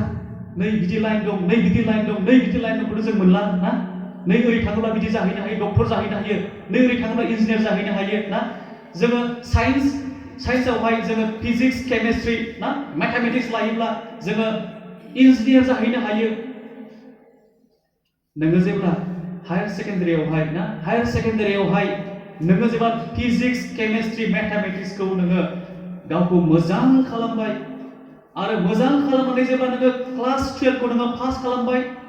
फिजिक्स केमिस्ट्रि मेथामेटिक्स लानानैहाय आं बुंनो जायफ्रा दहाय साइन्सआवहाय जायफ्रा फरायगासिनो दङ क्लास 11 12 आवहाय जानो हानाय नोंसोरनि थांखिफ्रावहाय ना बियो सानसे बिराद मोनसे मोजां बे खामानि बियो होगोन सानदोंब्ला आङो डक्टर जानायसै डक्टर जानोब्ला जोङो मिथिगौ ने मेडिकेल काउन्सिल अफ इन्डियानि मोनसे जोङो बेजों खुंजानाय NEET NEET ना जों बे इन्ट्रेन्स एग्जामखौ लिरनांगौ जायो आरो नोङो बेखौ लिरनोसैब्ला नोङो क्लास 12 नोङो साइन्सआव पास जानांगोन आरो नोङो मोनथाम आयदायाव नोङो गावखौ फिट खालामनांगोन मोनथाम आयदायाव गावखौ गोरों खालामनांगोन बेनो जाहैबाय फिजिक्स केमिस्ट्रि एन्ड बाय'लजि नो mathematics physics chemistry and biology बेहाय नोङो गावखौहाय एकदम पुरा इन्ट्रेस्ट ना मोजां नोङो खालामनांगोन नोङो सानबायब्ला आङो बेबायदिनो एग्रिकालचार लाइन थासै आथिखालाव जोङो गोबांखौनो नुयो एग्रिकालचार लाइनावहाय बांसिन मानसियानो फरायनायखौ जों नुवा जोङो खालि डक्टर इन्जिनियार सोङोब्ला बुंखायोल' ना बाबु नों मा जानाय इन्जिनियार जानाय नों मा जानाय डक्टर जानाय खालि डक्टर इन्जिनियारल' बुंखायो दा बांद्राय सोङोब्ला फ्रायानो बुंगोन दां डक्टर इन्जिनियार आं एग्रिकालचार लाइनजों फरायनानै आङो सासे मोजां बेबायदिनो एग्रिकालचार अफिसार जागोन बेखौथ' बुंनाया नङा ना एग्रिकालचार फरायनो थाखायबो दिनै जोङो साइन्सखौ जोङो लानांगोन साइन्स क्लास 12 जोङो साइन्सआव जोङो पास जानांगोन साइन्स लानानै क्लास 12 खौ पास खालामनानै बेहायबो एखे फिजिक्स केमिस्ट्रि आरो बाय'लजि नोङो इन्जिनियारखौ नोङो फरायनायसैब्ला नोङो एसे कमार्स लाइनखौ नोङो फरायनायसैब्ला नोङो एसे साननाय ना सानजाबनाय हिसाब खालामनाय मेजारमेन्ट सुनायफ्रावहाय नोङो एसे गोरों जाखानांगोन नोङो थोंजोङै सोरबा लोगोआ आंनि लोगोआ कमार्स लाबाय कमार्स लाबाय आंबो लानायसैलै लायोब्ला मा जागोन ओरैनो बोहैखायोब्ला मा जागोन नोंहा गैथारा बर'आव ना गैथारा केपासिटियानो गैया पटेनसियेलिटियानो गैया नाथाय नोङो लोगो लानायखाय लाबाय मा जागोन नोङो साक्सेस जानो हानाय नङा ना जोङो साक्सेस जानो हाया बेखायनो आं बुंदों there are so many career options today in this competitive world there are so many career options जोंनि मोखाङावनो दिनै गोबां बेफोरबायदि अपसन्सफोर दङ बेखायनो जों समाव आन्दायो बेखौ थांनो ना ओरै थांनो ना ओरै थांनो जों दाखालि जेब्ला जोङो थांदों माबायावहाय मा होनो ओरैहाय आङो माबायाव थांदोंमोन मैयानि अखानायै थांदोंमोन आङो आथियाबारियावहाय लामाया थाङै थांबाय मोनथाम मोनब्रै गावस्राहैबाय लामाया ओरैबो थाङो आं सोंबाय आंजों मार्टिन सार थांफादोंमोन होद सार लामाया बबे जाखोब्रा आं आन्दायलायलांबायलै आन्दायनाया मोजांलै आन्दायनांगौबो समाव आन्दायलासो गोबां जायगा नुयो आङो ओरै टाइमा मोनालायलांबाय सारा बुंबाय आन्दायनायासो मोजां आं बुंबाय दे होनबालाय दे जाबाय आन्दायलाबायनानै सोंला सोंलि ग्राव मोनहैलायथिबाय आरो दाना फैबाय दाना क'क्राझाराव हाबबोनो नागिरबाय जोङो दाना हौरै हाबबोनो नागिरबाय जोङो माबाजोंहाय बाहुरागुरि ना मा होनो बुङो बाहुरागुरि बे माबाजोंहाय गुरुफेला बे ब्रिज बारनाय सिगां गसाइगाव एसे फैनानैहाय बाहुरागुरि ओरै डाइरेक्ट माबाजों बियो दतमाजों फैयो आरोखि बे लामाया दाना ससे बेहायबो हाबहां जाबाय सारा बुंबाय आंथ' नुवाखैलै खेबसेल' सारनि हाबाव फैदोंमोन आंबो बुंबाय आंबोथ' नुवाखैलै थांनायनोसै नामा सार एसे आन्दायलाबायलांनायसै आन्दायलाबायलांनो गोसो जाबावबाय आरोखि लास्टआव मा जागोन जों आन्दायथायोब्ला सफैनाय नङा माथो जों न'आवनो ने सफैगोन जों न'आवहाय सफैनाय नङा थाङै थुङै सोरनिबा न'आवसो खोब हाबफैथोंसै आन्दायनानैहाय खेबसे जाखांबाय आङो बिदिनो लामायाथ' बिराद मोजां सिलनो बे थांखागोन बियो थाङै थांबाय सोरनिबा न' ओरैबायदि हाइ फाइ न'आवसो खोब दाना सोंबाय आङो आसा सार आं लामाखौ आन्दायबाय मा लामा मोनथिगौ ना बै जोंनि बामोन न'नि लामायानो बारा गोजानाव आन्दायाखै आङो बे लामाखौ कनस्ट्राक्सन खालामबाय थादोंमोन ओइ बामोन लामा ओरैहाय कासकट्रा लामाया बेखौ कनस्ट्राक्सन खालामबाय थादोंमोन ओमफ्राय बिसोरो बे लामा बानायग्राफ्रा बुंबाय ओरैहाय थांनो होला औवा खाथेबाय आरो नों ओरै थांदो होननानैहाय दाना थांबाय दे जायो दे थांबाय थांबाय दाना बियो हरै भेटेनारि माबाजों खाथेगोन आरोखि बे गोदान मोनसे हस्पिटाल भेटेनारिनि माबा हस्पिटाल खुलिदों बेजों खाथेगोन थांबाय आङो ओरै हाबलांबाय गामिनो लामायाथ' बिराद मोजां सिलनो बा माथो एथ' मोजां गामिलै सबसे साफा गामिलै दां बियो होनलायलायबाय आङो माने ओरैबायदि साफा गामियाबो औवानि माबा बानायलायदों बेहाय डास्टबिन माबा माबि गारग्रा ना लामा दंफांबो दं बिबारबो दङ बा माइथ' साफा गामि बेलाय माइथ' मोजां गामि बाख्नायलांदों आङो थांदोंबो आङो लामाबो ओरैबायदि मोजां थांबाय सोरनिबा न'आवसो सोंहोबाय आङो बिदि लामाया बबेसो जागोनथाय सारनानै नों एसे गारबाय एसे थांफिननानै नोङो एसे ओरैहाय थांफिननानै लेफ्ट थांदो होमब्लानो नों हस्पिटाल भेटेनारि मोनहैगोन बेजों थांब्लानो जाबाय होमब्लासो थांफिननानै आं सहैबाय आरो गोबां केरियार अपसन्सफोर दङ जाय अपसन्सफ्रा दिनै माब्लाबा समाव जोंखौहाय ना बेबायदि आन्दायनाय लाबोयो बेबायदि आन्दायनाया मालाबा समाव जोंनि केयारलेस ना मालाबा जोंनि मोनथिस्लाबैयावबो जायो मालाबा समाव जोङो केयारलेसनि थाखायबो जायो मालाबा समाव जोंनि बिमा बिफानि फर्स नारसिननायावबो जायो आं बेहाय मोनथाम एंगेलजों आं बुंनो नागिरदों मालाबा समाव जोङो ना केयारलेस जों जायो गावखौनो जोङो थाल मोना जों जायो आं जे मा पजिसनाव दङ आं जे थांनो हागोन ना हाया बे लामाजों आं बुंखाबाय ना आंथ' नुखायाखैनो बे बाहुरागुरि लामाजोंहाय खिन्थु आंबो सानलायसिदों थांनायसैना दिनै मा जाला खेबसे आन्दायबाय ना खिन्थु आं फैयोमोनब्ला अबावबासो सहैयोमोनब्ला ना लामायानो गैया जाथोंसै ब्रिजआनो गैया जाथोंसै आं बोरै फैनो हानाय ओरैनो आं उल्था गिनांब्ला समबो थांबाय थाखाबो थांबाय थाखा थांगोन ना थाङा थाव सोदों आङो गारियावहाय ना थाव खरसबो थांबाय एनार्जिबो थांबाय बोलोबो थांबाय आंना ना नंगौ थाङाखिसै आङो ओरै थांनायसै बायसान्स आन्दायबा दिगदार जागोनलै सार होननानै माथो सारखौ बुंबाय आङो फैबाय सफैबाय आङो गोबां बेफोरबायदि केरियार अपसन दङ जाय केरियारा बबेबा केरियारा जोंनि थाखाय थिग नङा खिन्थु जोङो बेजों जों थांनो नागिरदों थांदोंबो आरो जोङो फेलियारजों जाहैदों आं बेखौसो बुंनो नागिरदों जोङो मेथ्सआवनो गैखाया साइन्सआवनो जोङो गैखाया थेवबो जोङो साइन्स लाथाबबायदों सोरनि थिनायाव बाबानि थिनायाव मामिनि थिनायावहाय नाथाय आंहा खर'आवनो गैया आइ डोन्ट हेभ पटेन्सियेलिटि केपाबिलिटि आंहा गैया नाथाय आंनि गार्जेना आंखौ थिनदों बाबु नोङो साइन्स नों लानांगौ सोरबाबा बुंदों ना जोंनियाव गोबां बेबायदि मानसिफोरबो थायो एसे बाखनाय ग्रेग्राबो थायो हाथारगोनलै नोंनि नोंसालाया होनना बुङो ने नोंसा जों हाथारगोनथ' हागोन नुखायो नायनानैनो हागोन नुखायो जाहैदों खिन्थु बेहा जे दंना गैया ने खर'आवहाय बेखौहाय लानो हानाय नंगौ जोङो गावखौबो जोङो सिग्रोमनांगोन अके जोङो सिग्रोमनांगोन आङो बबे पजिशनाव दङ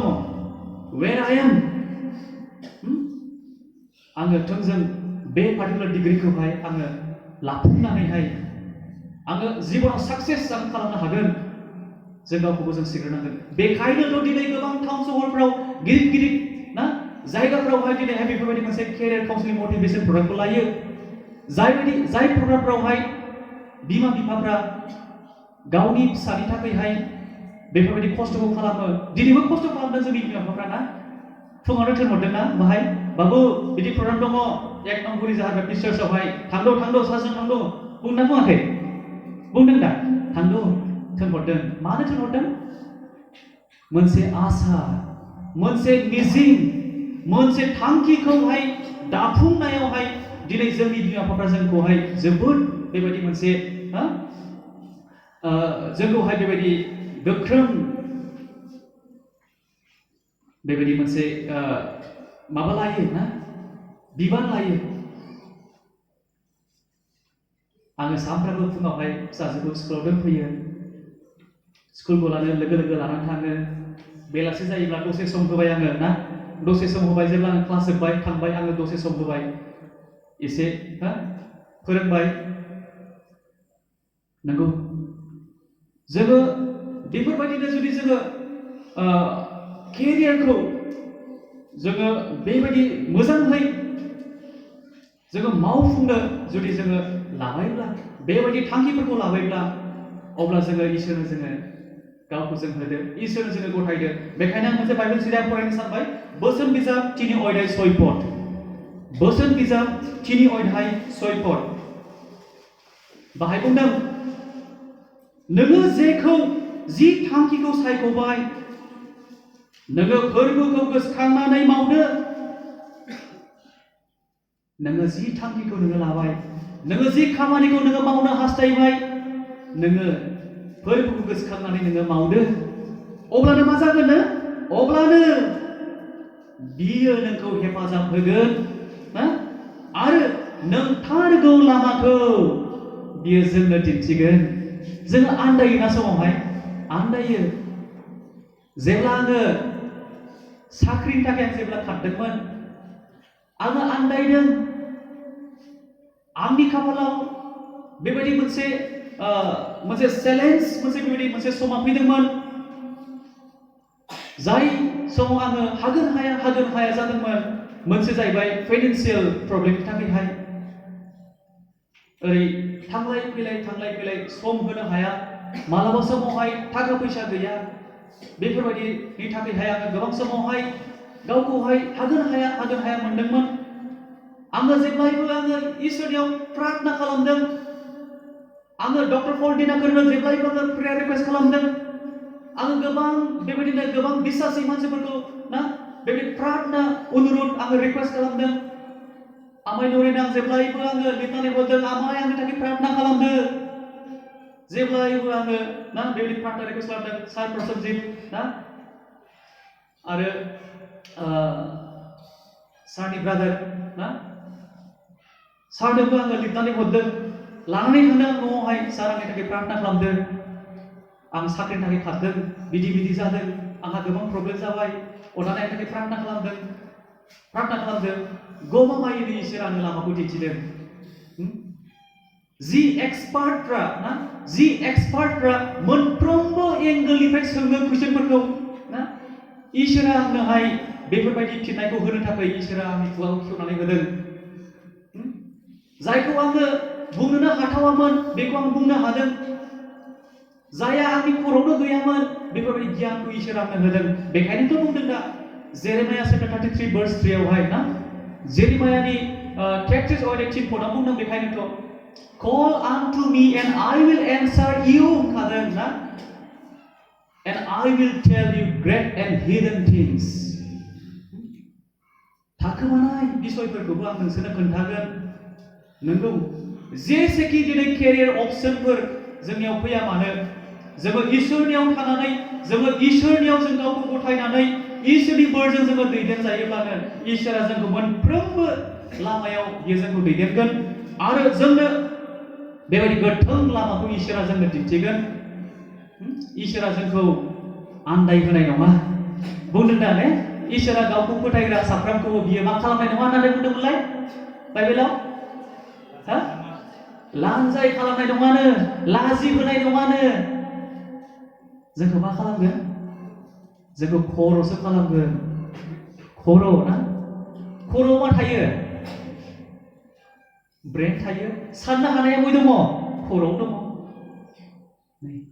इसोरा जोंखौ खर' खालामगोन ना इसोरा जोंखौ खर' खालामगोन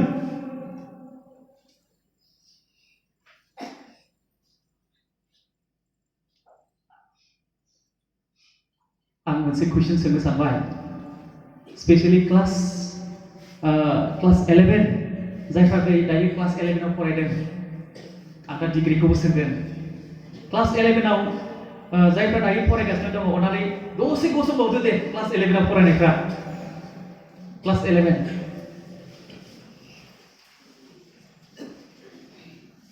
okay thank you so much जिरायदो बयबो गसंदो खेबसे एसे सिंग्रुबाय जानो हानाय ना औ एसे फोरानना लाबोफादो एसे चार्जखौ होना लाबोफादो नङाब्ला बेटारिया एसे थांब्ला एसे डाउन जागोन ना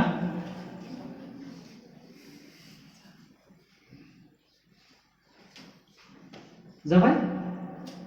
जिरायफिननो हासिगोन थैंक यू आङो क्लास 11 आव जायफ्रा दायो फरायदों आं सोंनोसै दानिया गोरा कुइसन नङा दे एकदम गोरलैथार आं गोरा कुइसनखौ सोंखाया फरिखायाव बांद्राय गोरा कुइसनखौहाय दानखाया एसे जायखौ आङो फोरोंबाय जायखौ आङो कनसेप्टखौ क्लियार होबाय आं बेखौसो सोंखायो आङो बुजिथारनांगोन नालाय ना बुजिनांगोन लिरनो हानांगोन ना आरो जोङो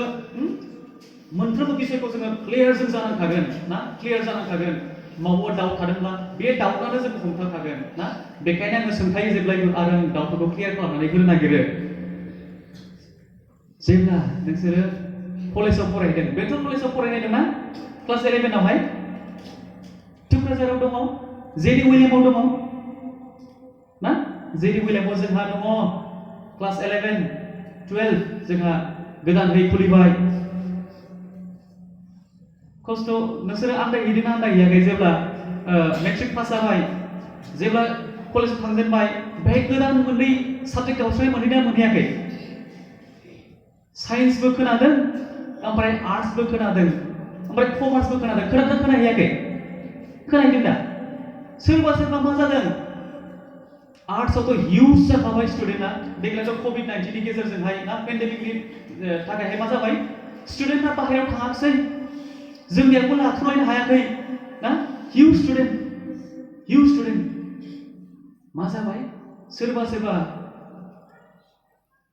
आर्ट्सआवथ' हिउज जाबाय नालाय सिटआथ' गैला साइन्सआव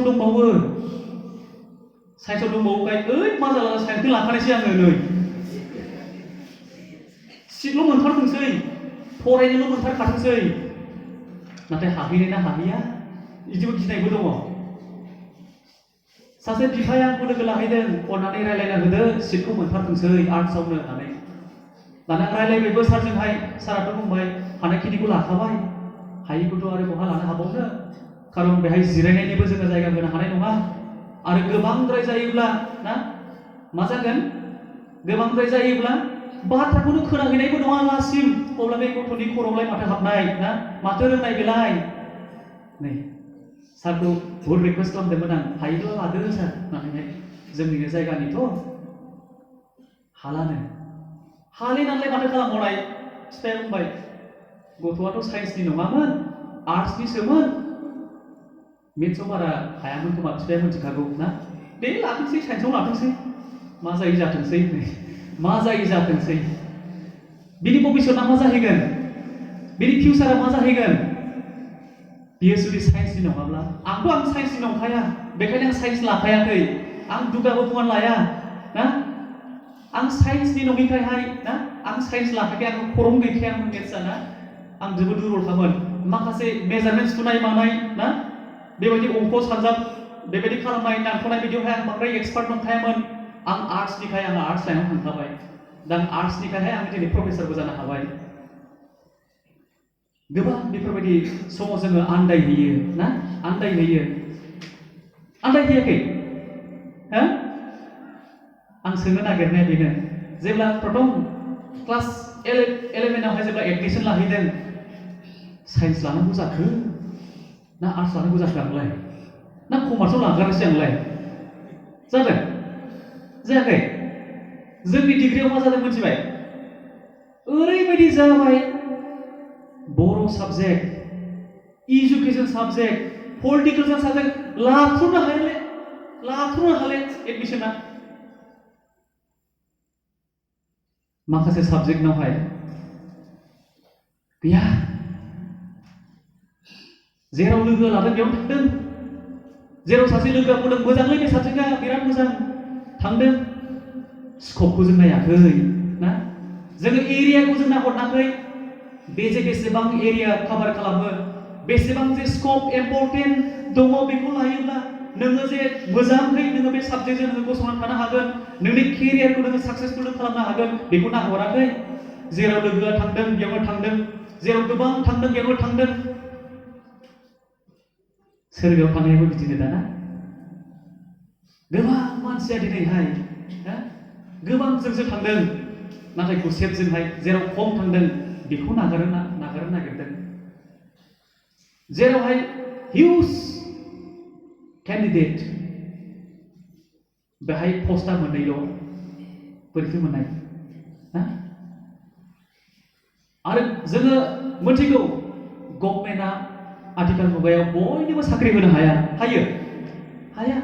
नोंबो पास जाबायलै नोंबो लानो साख्रिखौ गोदोनि बायदि नंला गोदो मा मोननो थाखो थियिफोरबायदियावनो गारना होलाङोमोननो सलाय थेमाफ्रावनो गारना होलाङोमोननो आंनि लोगोनि बिफाया खोन्थादों आंनोहाय गावनोलायनो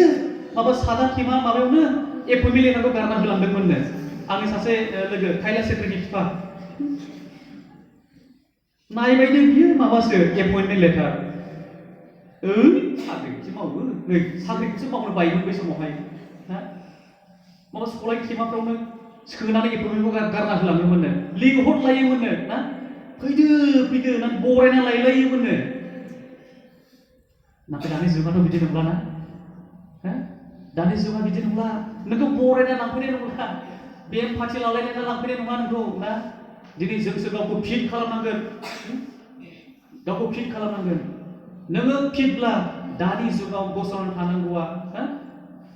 गोरा नङा आं बुंगोन दाबो गोरलैयानो नोङो फिटब्ला नोङो ओरैबायदि एक्सेलेन्टब्ला स्मार्ट जेरावबो आखा फाखाब्ला दाबो ना बे कम्पिटिटिभ मुगायावबो जोङो गावखौ जोङो एडजास्ट जों खालामनो हायो ना गावखौ जों एडजास्ट खालामनो हायो जों गावखौ कभार जों खालामनो हायो बुङो गोबां मानसिफ्रानो ना लेखा फरायनो लाब गैलालै होनना बुङो दा लेखा फरायनो लाब गैला साख्रि बाख्रि मोना होनना बुङो साख्रि बाख्रि मोननो थाखायल' लेखाखौ फरायो नामा नंगौ नामा साख्रिखौ मोननो थाखायल' लेखा फरायो नङा जायफ्रा बिदि बुंदों बिसोरो मिसआन्डारस्टेन्डिं ना बिसोरनियाव दङ जोङो लेखा फरायोब्ला जों गियान जों लाब खालामनो हायो ना जाय गियानजों जों गावनि जिबनखौ जों दैदेननो हायो लेखा फरायोब्ला जोङो गोबां गियान बायदि गियान जोङो मोननो हायो जाय गियानजों जोङो जोंनि न'खर दानायनि सोमोन्दै गावनि आथिङाव गाव गसंनो हानायनि सोमोन्दै माखासे थाखा खामायनायनि माखासे सुबिदाफोरनि सोमोन्दै जोङो मिथिनो हायो नोङो गियानानो गैया जेबो नोङो मिथिया मा जादों मा जायाखै बेखौबो नोङो मिथिखाला दा माबा मोनसे गोदान एडभार्टाइज होदों नालाय मा एडभार्टाइज बेबा नोङो जेबोखौनो मिथिया ना जेबो फरायाखिसै नोङो गियानानो गैला अब्ला मा जागोन औ बेखायनोथ' बुङो डार्क केरियार होननाया ना खोमसिनो केरियारा दानि मुगाया जोंखौ मा बुंदों जेब्लायबो जोंखौ खारनो थिनदों खारथ' नै आङो जेब्ला आंखौ रावबो खारनायाव फेजेननो हायामोन ओरैबायदि खारथायबाङो बिरनाय बायदि मोनखायोमोन आं गावखौनो गाव दाबो खारदों आङो फुङाव 5टायाव सिखारनानै दैलांबारिजों खारलाङो आङो दैलांबारिजों खारबोबाय आङो बै माजों खारबोयोमोन जोंनि बागाननि दखानजों खारबोयोमोन खिन्थु आं दा बागानसिम खारबोला दायो आङो माबासिम खारबोयो जोंनि आदा सान्थिमोननि न'सिम खारबोयो जेब्ला आङो बेंटल हायार सेकेन्डारि स्कुलाव फरायदोंमोन बे समावहाय खारनाय बादायज्लायनायावहाय 100 metre race first Raju Mosahary second 200 metre race first 400 metre race first 800 metre race first रावबो बासिनो हायामोन दाखालि सासे मानसि बुंबाय हाब सार नोंथ' डेन्जार खारदोंमोनलै होनना बुंबाय आंखौहाय हाब नों आंखौ बहा लोगो मोनखो होननानै आं जेब्ला नोङो क्लास 12आव फरायदोंमोन बे समाव आं क्लास 10मोन सार होनना बुंबाय बियो दा मबाइल माबा रिपेयारिं खालामो बेंटलावहाय बिराद गिरथारोमोनलै सारनो खारनाया जोङो नायोमोनथ' बियो खारनायखौ होनना बुंबाय आरो कलेजावबो जोंना बे बिलिफाङा ना बिलिफां बियो बुंबाय आंखौहाय डेन्जार खारदोंमोनलै सार नोङो दाबो खारनो नामोनलाय खारनो जेब्ला 1600 मिटार जेब्ला खारदों आं जेब्ला खारदों बे समावहाय मोनथारखासिगौमोन ना बैबायदि गेट बायदि ल'खासै आरोखि मोनांगौआ दा आं ओरै नाहरदों आंनि लोगोआवबो आंखौलाय मोनस्लाबबाय बिसोरलाय आंखौलाय मोननाय बिसोरलाय आं आरो गिरो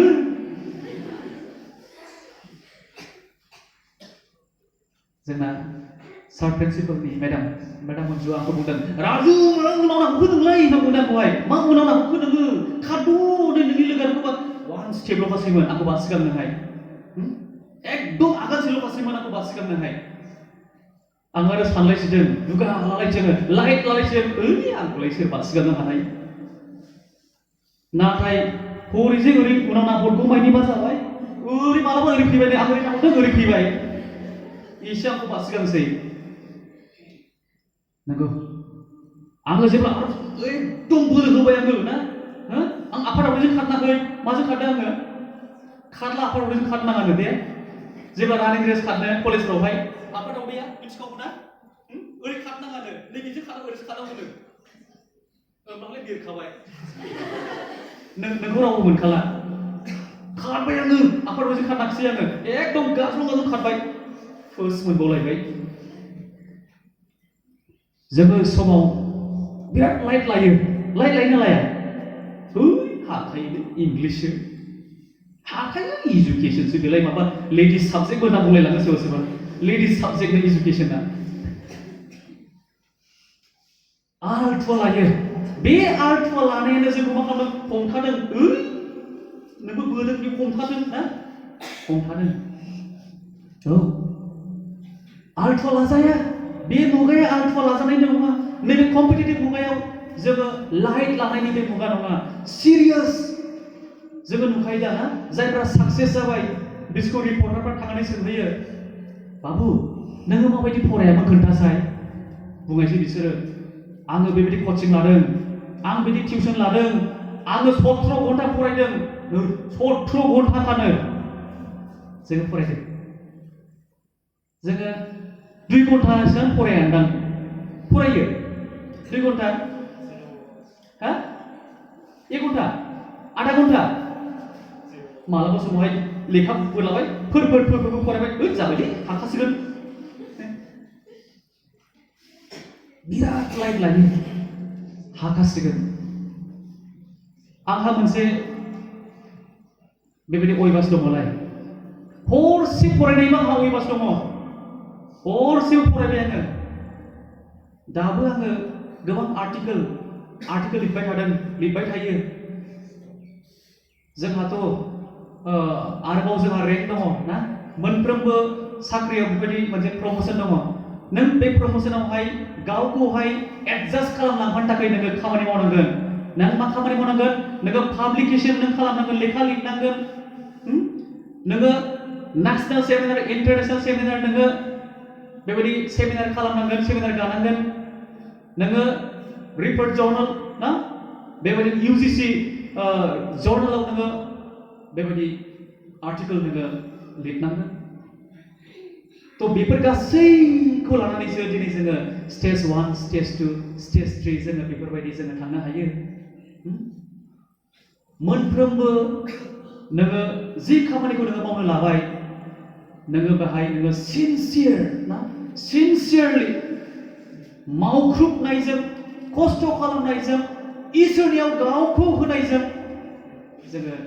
मावफुंलांनांगोन आङो जेब्लायबो बे बाथ्राखौ बुङो क्लासावबो बुङो गिर्जायावबो बुङो केरियार काउन्सिलिं बायदि प्रग्रामावबो बुङो God helps those who help themselves खोनाबायमोन ना बे बाथ्राखौ God help those who help themselves जायफ्रा गावखौहाय एकदम खस्थ' खालामो ना गोजान ना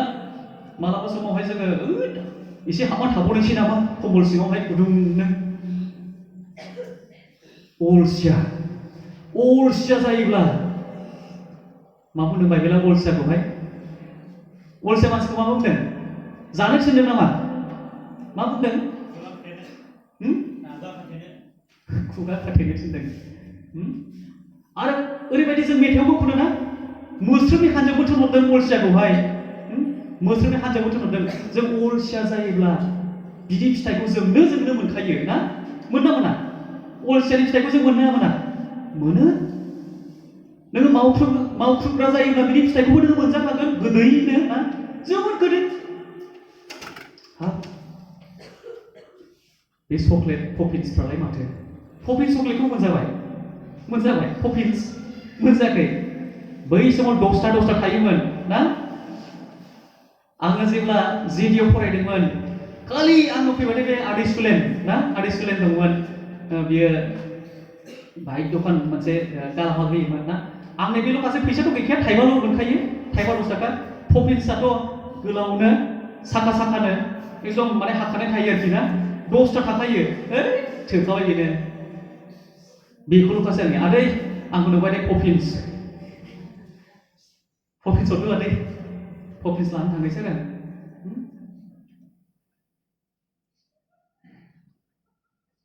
नंगौ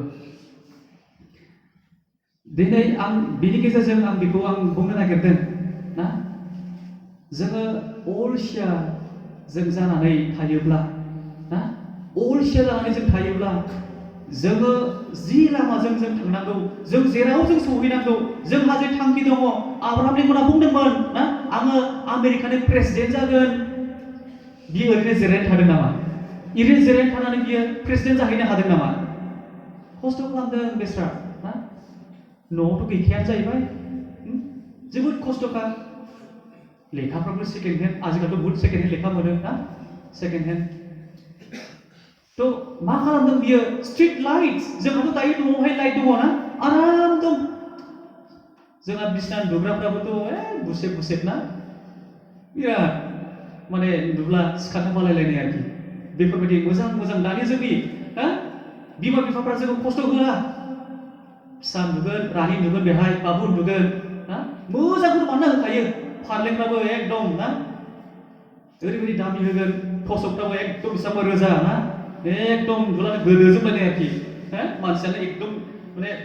थाखोमानो हालायलायनाय आरोखि नै बेफोरबायदि बानायना होखायो बाबुसो उन्दुगोनलै रानिसो उन्दुगोन होननानैहाय गावसोरथ' दंफां गोराफ्रा उन्दुनायसै ना खस्थ' लानायसै नाथाय जोंखौ ओरैबायदि अननानै बे बाबानो सानसे जोंनि प्रपार्टिखालै होननानै ना प्रपार्टिखा दोहोनखा नंगौ जोङो बयबो जोङो बिमा बिफानि जोङो सम्पति बिमा बिफानिल' नङा जोङो जोंनि गामिनि जोङो प्रपार्टि ना जोंनि ससाइटिनि जोङो प्रपार्टि दोहोन जोङो जोंनि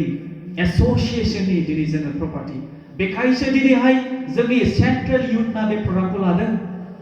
जोंखौ बयखौबो बेबायदि गोरों गोरा खालामनो थाखायहाय गोरों गोरा जायोब्ला जोंनि गामिया जोंब्लावगोन जोंनि गामिया जोंब्लावनायल' नङा जोंनि ससाइटिया जोंब्लावगोन जोंनि मिशना ओरैबायदि जोंब्लावगोन दिनै जोंनो नोंसोर बायदिखौ नांगौ गोरों गोरा दिनै नांगौ जोंनि मिशनखौ दैदेननो ना जोंनि ससाइटिखौ दैदेननो दिनै नांगौ अलसिया जानानैहाय माखौबा जोङो बिदिनो आजिखालिथ' बहुद जोङो खोनायो ने माबा माबि खेलाबो खोनायो जों थिर खेलाबो खोनायो जोङो खोनाबाय दा थिर खेला गावोनो थिर खेला अलसिया जानानै बेफोरबायदि टिकेट दाननानैहाय फैसा खामायनो नागिरदों बेल' नङा गोबां आथिखालाव माबा माबि गेमफोरबो दंनो फैसा खामायनाय माबा थास खेला बायदि लुदु खेला ना लुदुजोंबो गेलेयो बेफोरबायदिजोंहाय मा जादों ओरैनो समखौ हगारदों दिनै जों फरायसुलिफोरनि जोंनि मावनांगौ दायथ'आ बे नङा दिनै जोंनि सोलोंनांगौआ बेनोल' जोङो मोजां शिक्षा लानानै जोङो मोजां गियान लाभ खालामनानै जोङो गावखौहाय जोङो साखा-फारा खालामनानै एनि एडभार्टाइजमेन्ट ना माबा मोनसे गोदान एडभार्टाइजमेन्ट फैयोब्ला जेन जों बेहाय जों गावखौ फिट खालामनो हायो ना जेनेबा फैबायलायनो नैबे 1 नं बुरिजाहार गामियावनो बेहाय मोनसे एग्रिकालचार मोनसे इनस्टिट्यूशन बेहाय लुफैनायसैलायनो ना एग्रिकालचार मोनसे इनस्टिट्यूशन बेहाय लुफैनायसैलायनो जुदि जोंहा बेहाय रावबो एग्रिकालचारनि सोमोन्दै फरायनायानो गैयाब्ला मा जागोन गुबुन जायगानिफ्रायसो ज' फैगोन ना फैया अब्ला बेहाय मा जागोन लकेल प्रिफारेन्स नांगौमोनलै नै लकेल प्रिफारेन्स ना आजिखालिथ' लकेल प्रिफारेन्स होयो दा ने जायगानिफ्रायबो जोङो सोस'नो हानाय माखासे बेफोरबायदि मोनसे खाबुफोर होनाय जायो लकेल प्रिफारेन्स होदोंमोन लकेलनिफ्राय रावबो गोरोङानो गैया ना बोरैहाय जोङो मोननो हानाय अब्ला मा जागोन बे पस्टआ ओरैनो थांफिनगोन दा बे पस्टआ ओरैनो थांफिनगोन बे साख्रिखौ जोङो लानो हानाय नङा बेखायनो जोङो गावखौहाय जोङो जि डिसिजनखौ लाबाय जोङो जि थांखिखौ लाबाय जोङो बे थांखिखौ मोजाङै जोङो होसोफुंनानै मावफुंनानै जोङो गावखौ जोङो फिट खालामनानै जोंनि केरियारखौ जोङो गोजों खालामनि ना केरियारखौ जोङो गोजों खालामनि आं जेब्लायबो बुंबाय थायो बेखौहाय सोरबा बालायलायसिगोन आरोखि ना जाबाय थाला बायोना बायो दा जेखौ नोङो जाबाय थायो चावमिन ना चावमिनखौथ' बिराद मोजां मोनो दा सोरबा ना आं सिगां बायोमोन जानो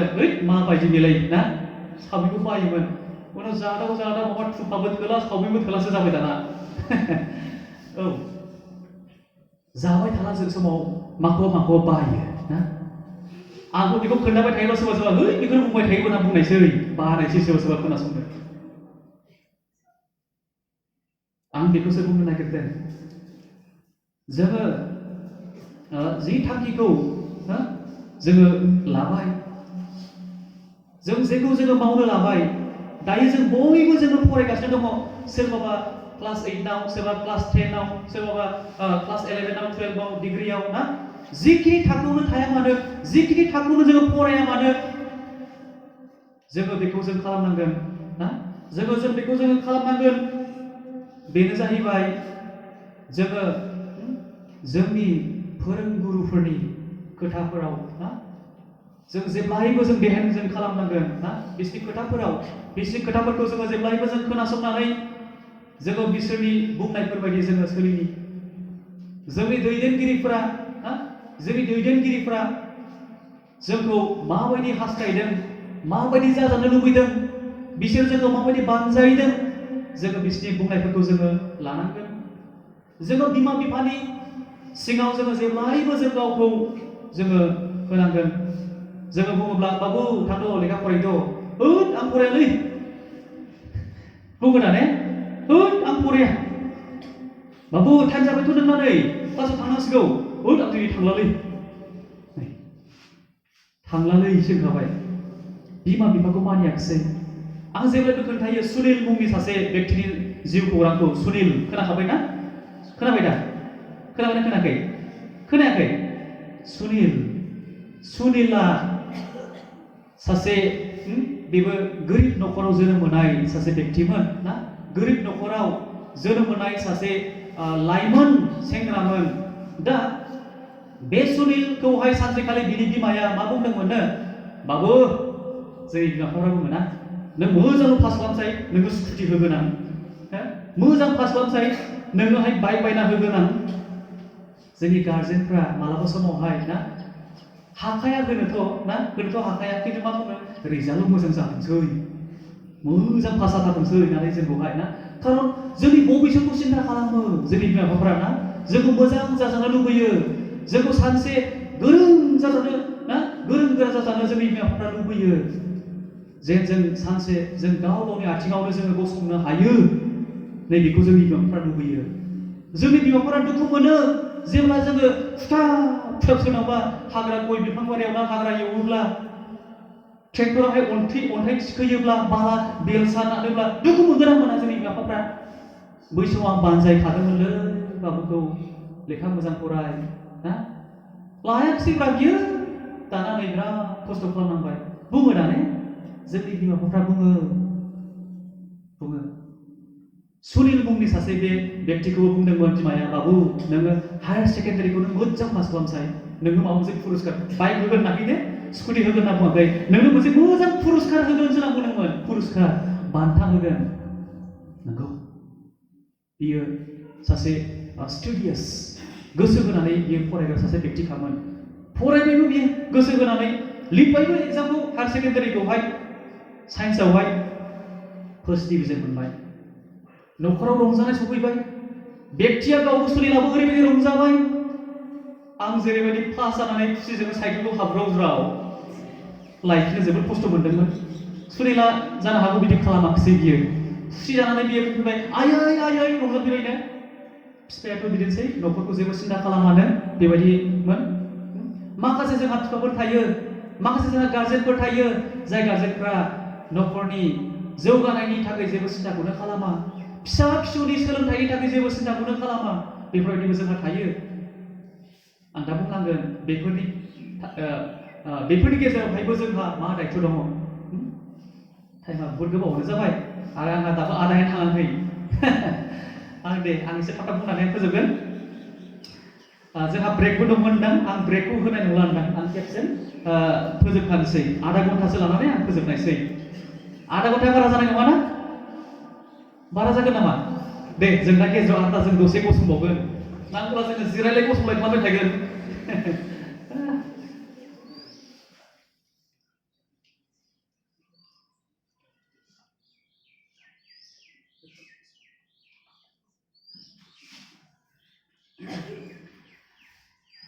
जोङो दसे लाबावनानै जोङो दोनथ'नोसै, ओमफ्राय जोङो लेरदो जानाय ना मा होनना बुङो? लेरदो जानाय ना? रेजेंगा मा होनना बुङो बेखौ? साननिखौ बर'आव मोनथावनाय जायाखै, डिक्सनारियाव गैथ'वा। बेखौ जोंसो दा बानायसिगोन र'। जों दा सानलायनानैहाय सारमोन दंखायो,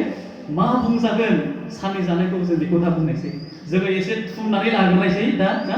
थुमनायसै ना, ओमफ्रायहाय जोङो दा एसे उनावहाय जों आरोबाव जोङो टपिकआव फैबावगोन। आरो आं दा मेथाइबो खनगोन, आं मेथाइबो खनो ना,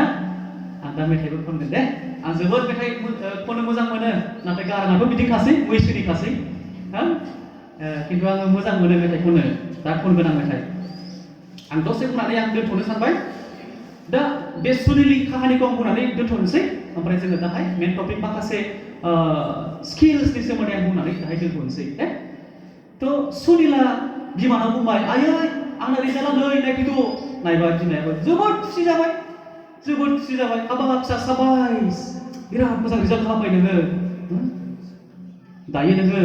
इन्जिनियारिं ना फिसालाया बुङोमोन आं इन्जिनियार जानो इन्जिनियार फरायगोन इन्जिनियार जानो बिराद गोसो दंमोन फिसालाया बिमाया बुंबाय दायो नोङो इन्जिनियाराव एडमिसन लानांसिगौ बाबा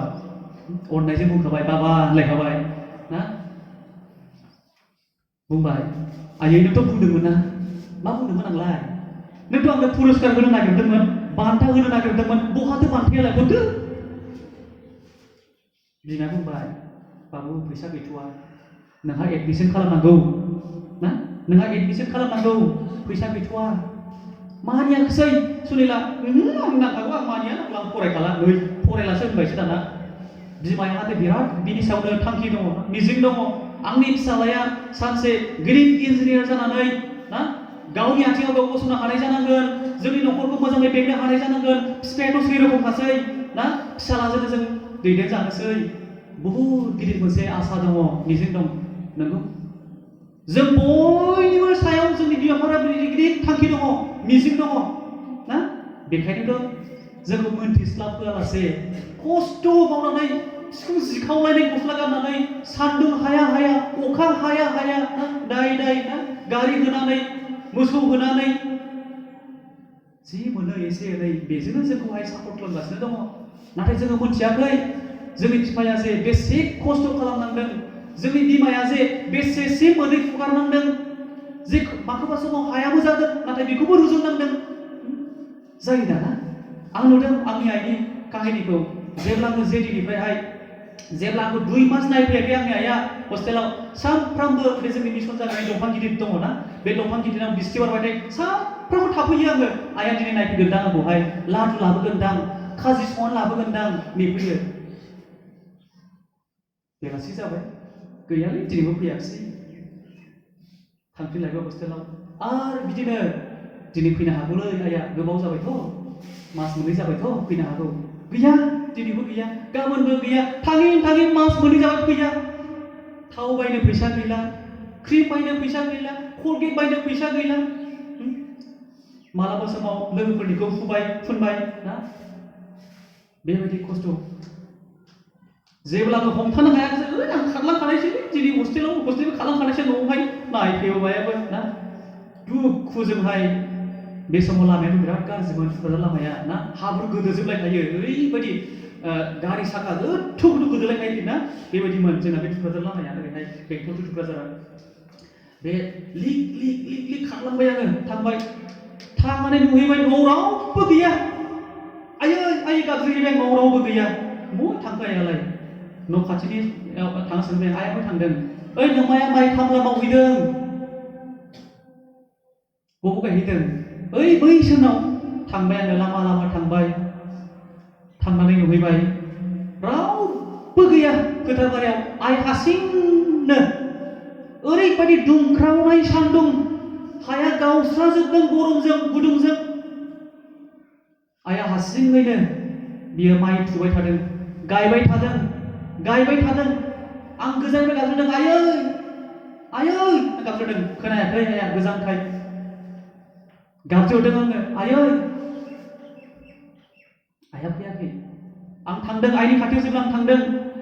आइया गाबदों फिसा नों मानो फैखो नों मोनथिया नामा खेबनै खारबोब्लानो आउट जायो हस्टेलनिफ्राय नों मोनथिया नामा बेखौ आं बुंदों आयै आं मोनथिगौ नाथाय आंहा जेबो गैला काफिसो बायनो आंहा फैसा गैला थाव बायनो क्रिम बायनो आंहा फैसा गैला बेखायनो आं दिनै उफाय गैया आं खारबोबाय आइया आंखौ गाबै रायदों फिसा नों बिदि दाखालाम आङो सप्तानै जाबाय लोमजानानै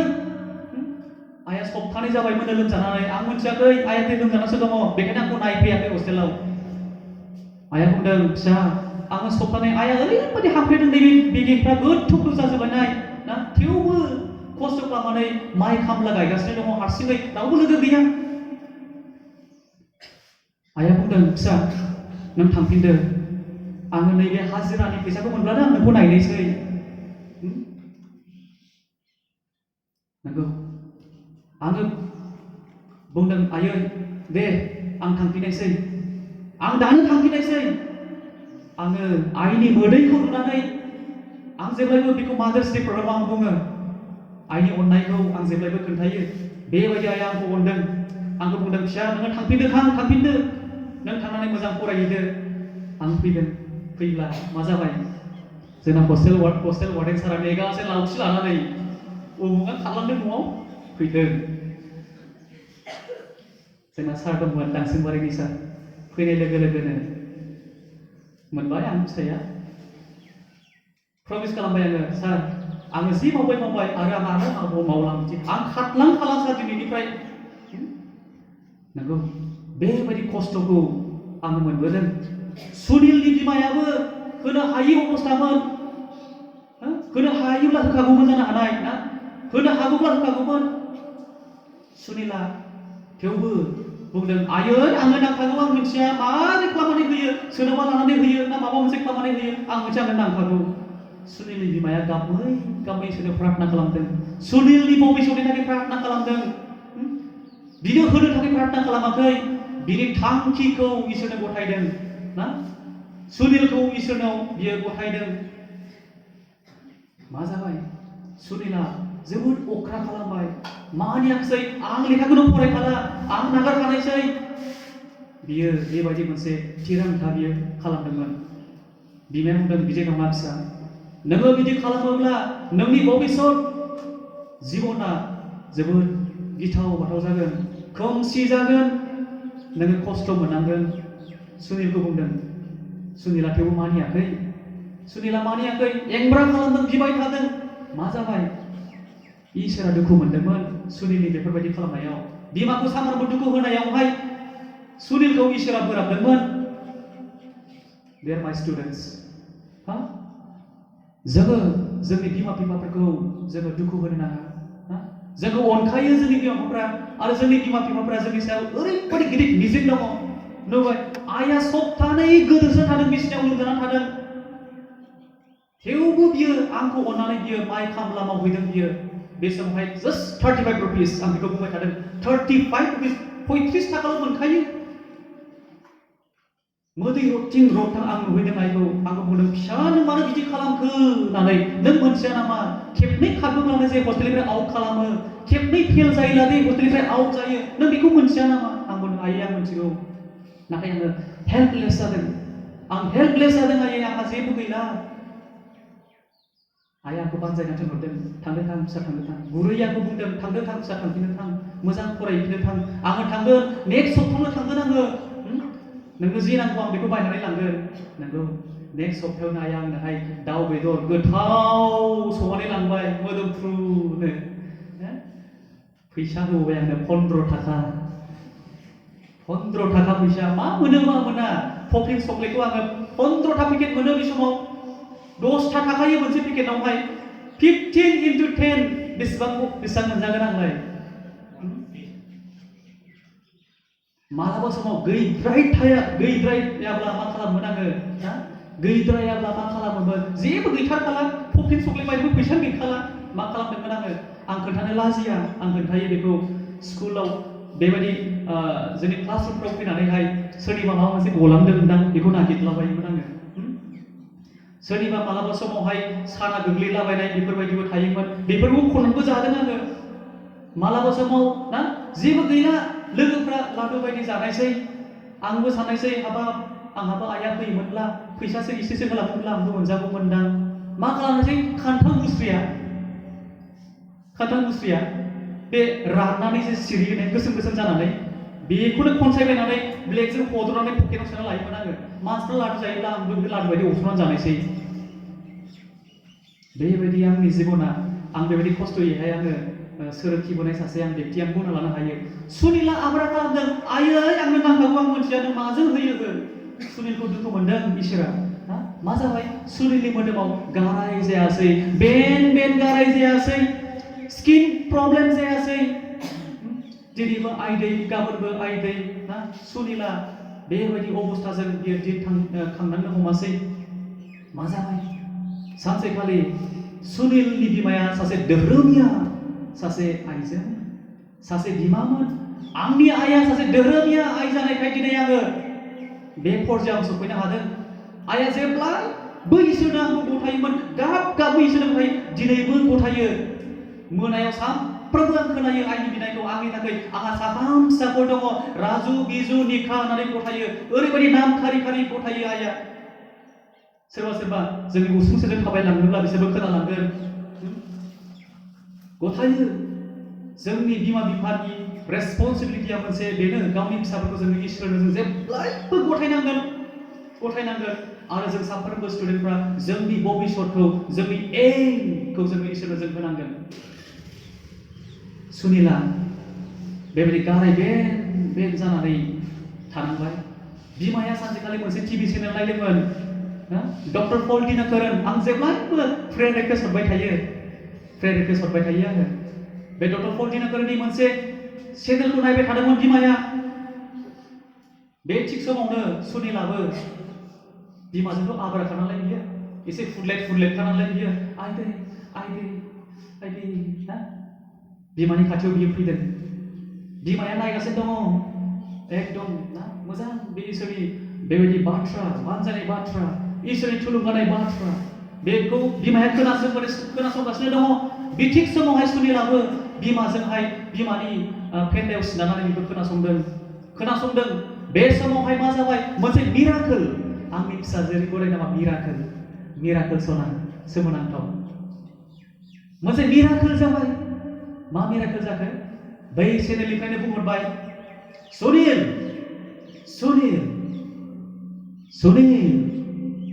डक्टर पल दिनाकरना बुंहरदों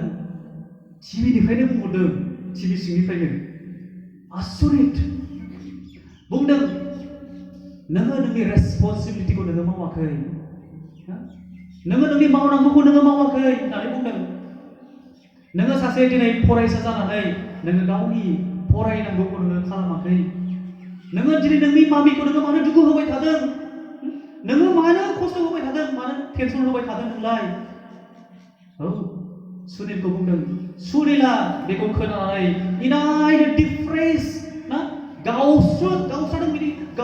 बिनि बिखाया बुंदों बियो बिमानि सिगाङाव आयै आं नोंखौ बिराद दुखु होबाय आं मोनथिस्लाबाखिसै आं बुजिस्लाबाखिसै आं नोंखौ दुखु होबाय नों आंखौ निमाहा खालामदो आयै आंहा जि रेसपन्सिबिलिटि दङ आंहा जि दायित्व दङ आंहा जि मावनांगौ दङ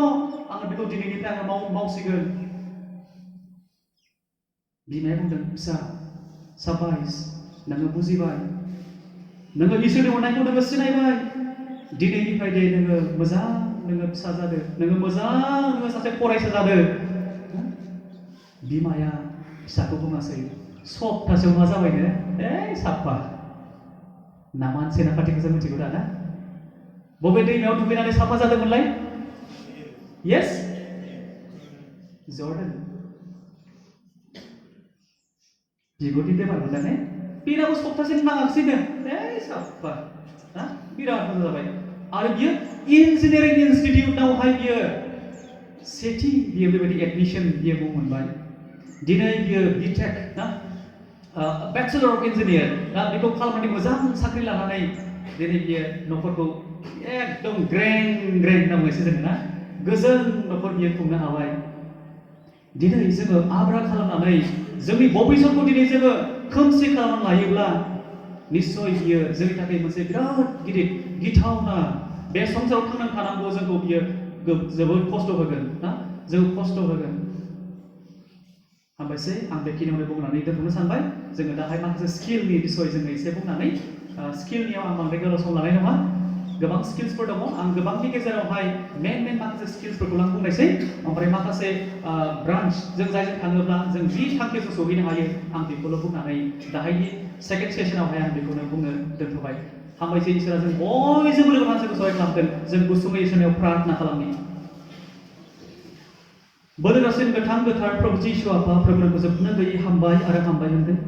प्रभु नोंनि अननाय प्रभु नोंनि हेफाजाब नोंनि दैदेननाय प्रभु नोंनि बोरनि गेजेरजों प्रभु जिसु आफा दिनै जोङो बे मोजां नैबे केरियार काउन्सिलिं आरो मटिभेसन प्रग्रामखौ जोङो नैबे 1 नं बुरिजाहार बायदि चार्च दिनै मण्डलियाव जोङो खुंफुंनो हादों प्रभु जिसु आफा थारैनो जोङो रंजादों प्रभु थारैनो नोङो जों साफ्रोम नोंजों सृष्टि खालामजानाय नोंजों दाजानाय प्रभु दिनै जों नोंनि अनजालि दिनै बिसाफ्रा प्रभु नोंनि सिगाङाव फैनानै प्रभु जोङो नोंनि बे बाथ्राफोरखौ जोङो खोनासंलायनानै प्रभु आपा जोङो गावखौ जोङो थिरांथा खालामनो गावखौ जोङो सांग्रां खालामनो बबेसो जोंनि बेबायदि थांना थानायनि राहाफोरखौ जोङो माबोरै खालामना लानो हादों बेफोरखौ जोङो शेयारिं खालामलायनो मोननायनि थाखाय प्रभु जोंनो जों बुंनो गैयै हामबाय होनदों अनसुला गोनां प्रभु जिसु आफा जेब्लायबो आफा नोंनि गोथार शास्त्रनि गेजेरजों नोङो जोंखौ बानजाय प्रभु नोङो जोंखौ फोरों प्रभु नोङो जोंखौ जेब्लायबो थुलुंगा हो जेन आफा जोङो बे संसाराव थांनानै थानांगौआ जेन जोंनि थाखाय बेबायदि गोब्राब जेन जाया प्रभु आफा नोंनि बोरजों जों जेन दैदेन जानानै गासैबो बिथिङाव जों जेन देरहासार जों जानो हायो प्रभु नोङो बुंदों प्रभु नोंखौ फोथायग्रा साफ्रोमखौबो नोङो लानजाय खालामनाय नङा नोङो खर' खालामगोन होननानै बे आफा दिनैनि सफैनो हानाय साफ्रोमबो लाइमोनफोरनि जिबनखौ आफा नोंनि आखायाव गथायबाय प्रभु जिसु आफा नोङो जोंखौ नोङो बेंदो नोङो जोंखौ बानजायदो प्रभु नोङो जोंखौ थुलुंगा नोङो जोंखौ फोरोंदो आफा आरो जेब्लायबो आफा नोङो जोंखौ जोंनि थांखिजों सौहैनायसिमाव प्रभु नोङो जोंखौ दैदेनलांदो प्रभु दिनै नैबे फर्स्ट सेसनाव जोङो जि बाथ्राफोरखौ जों सोलोंलायबाय बे आफा बे बाथ्राफोरखौ जोङो गोसोआव लानो हानाय प्रभु आफा आरो जेब्लायबो जोङो बेबायदिनो जों सोलिनो हानाय प्रभु नोंजों साफ्रोमनि सायाव नोंनि गिदिर बोरखौ नोङो दोनफ्लायदो हामबाय नों आफा नैबे फर्स्ट सेसनाव नोङो जोंखौ गाहामै दैदेननो थाखाय गासै प्रार्थना नों जोंनि सासेल' पापनिफ्राय बोखांनो हाग्रा प्रभु जिसु ख्रिस्ट'नि नामाव बिबाय आमेन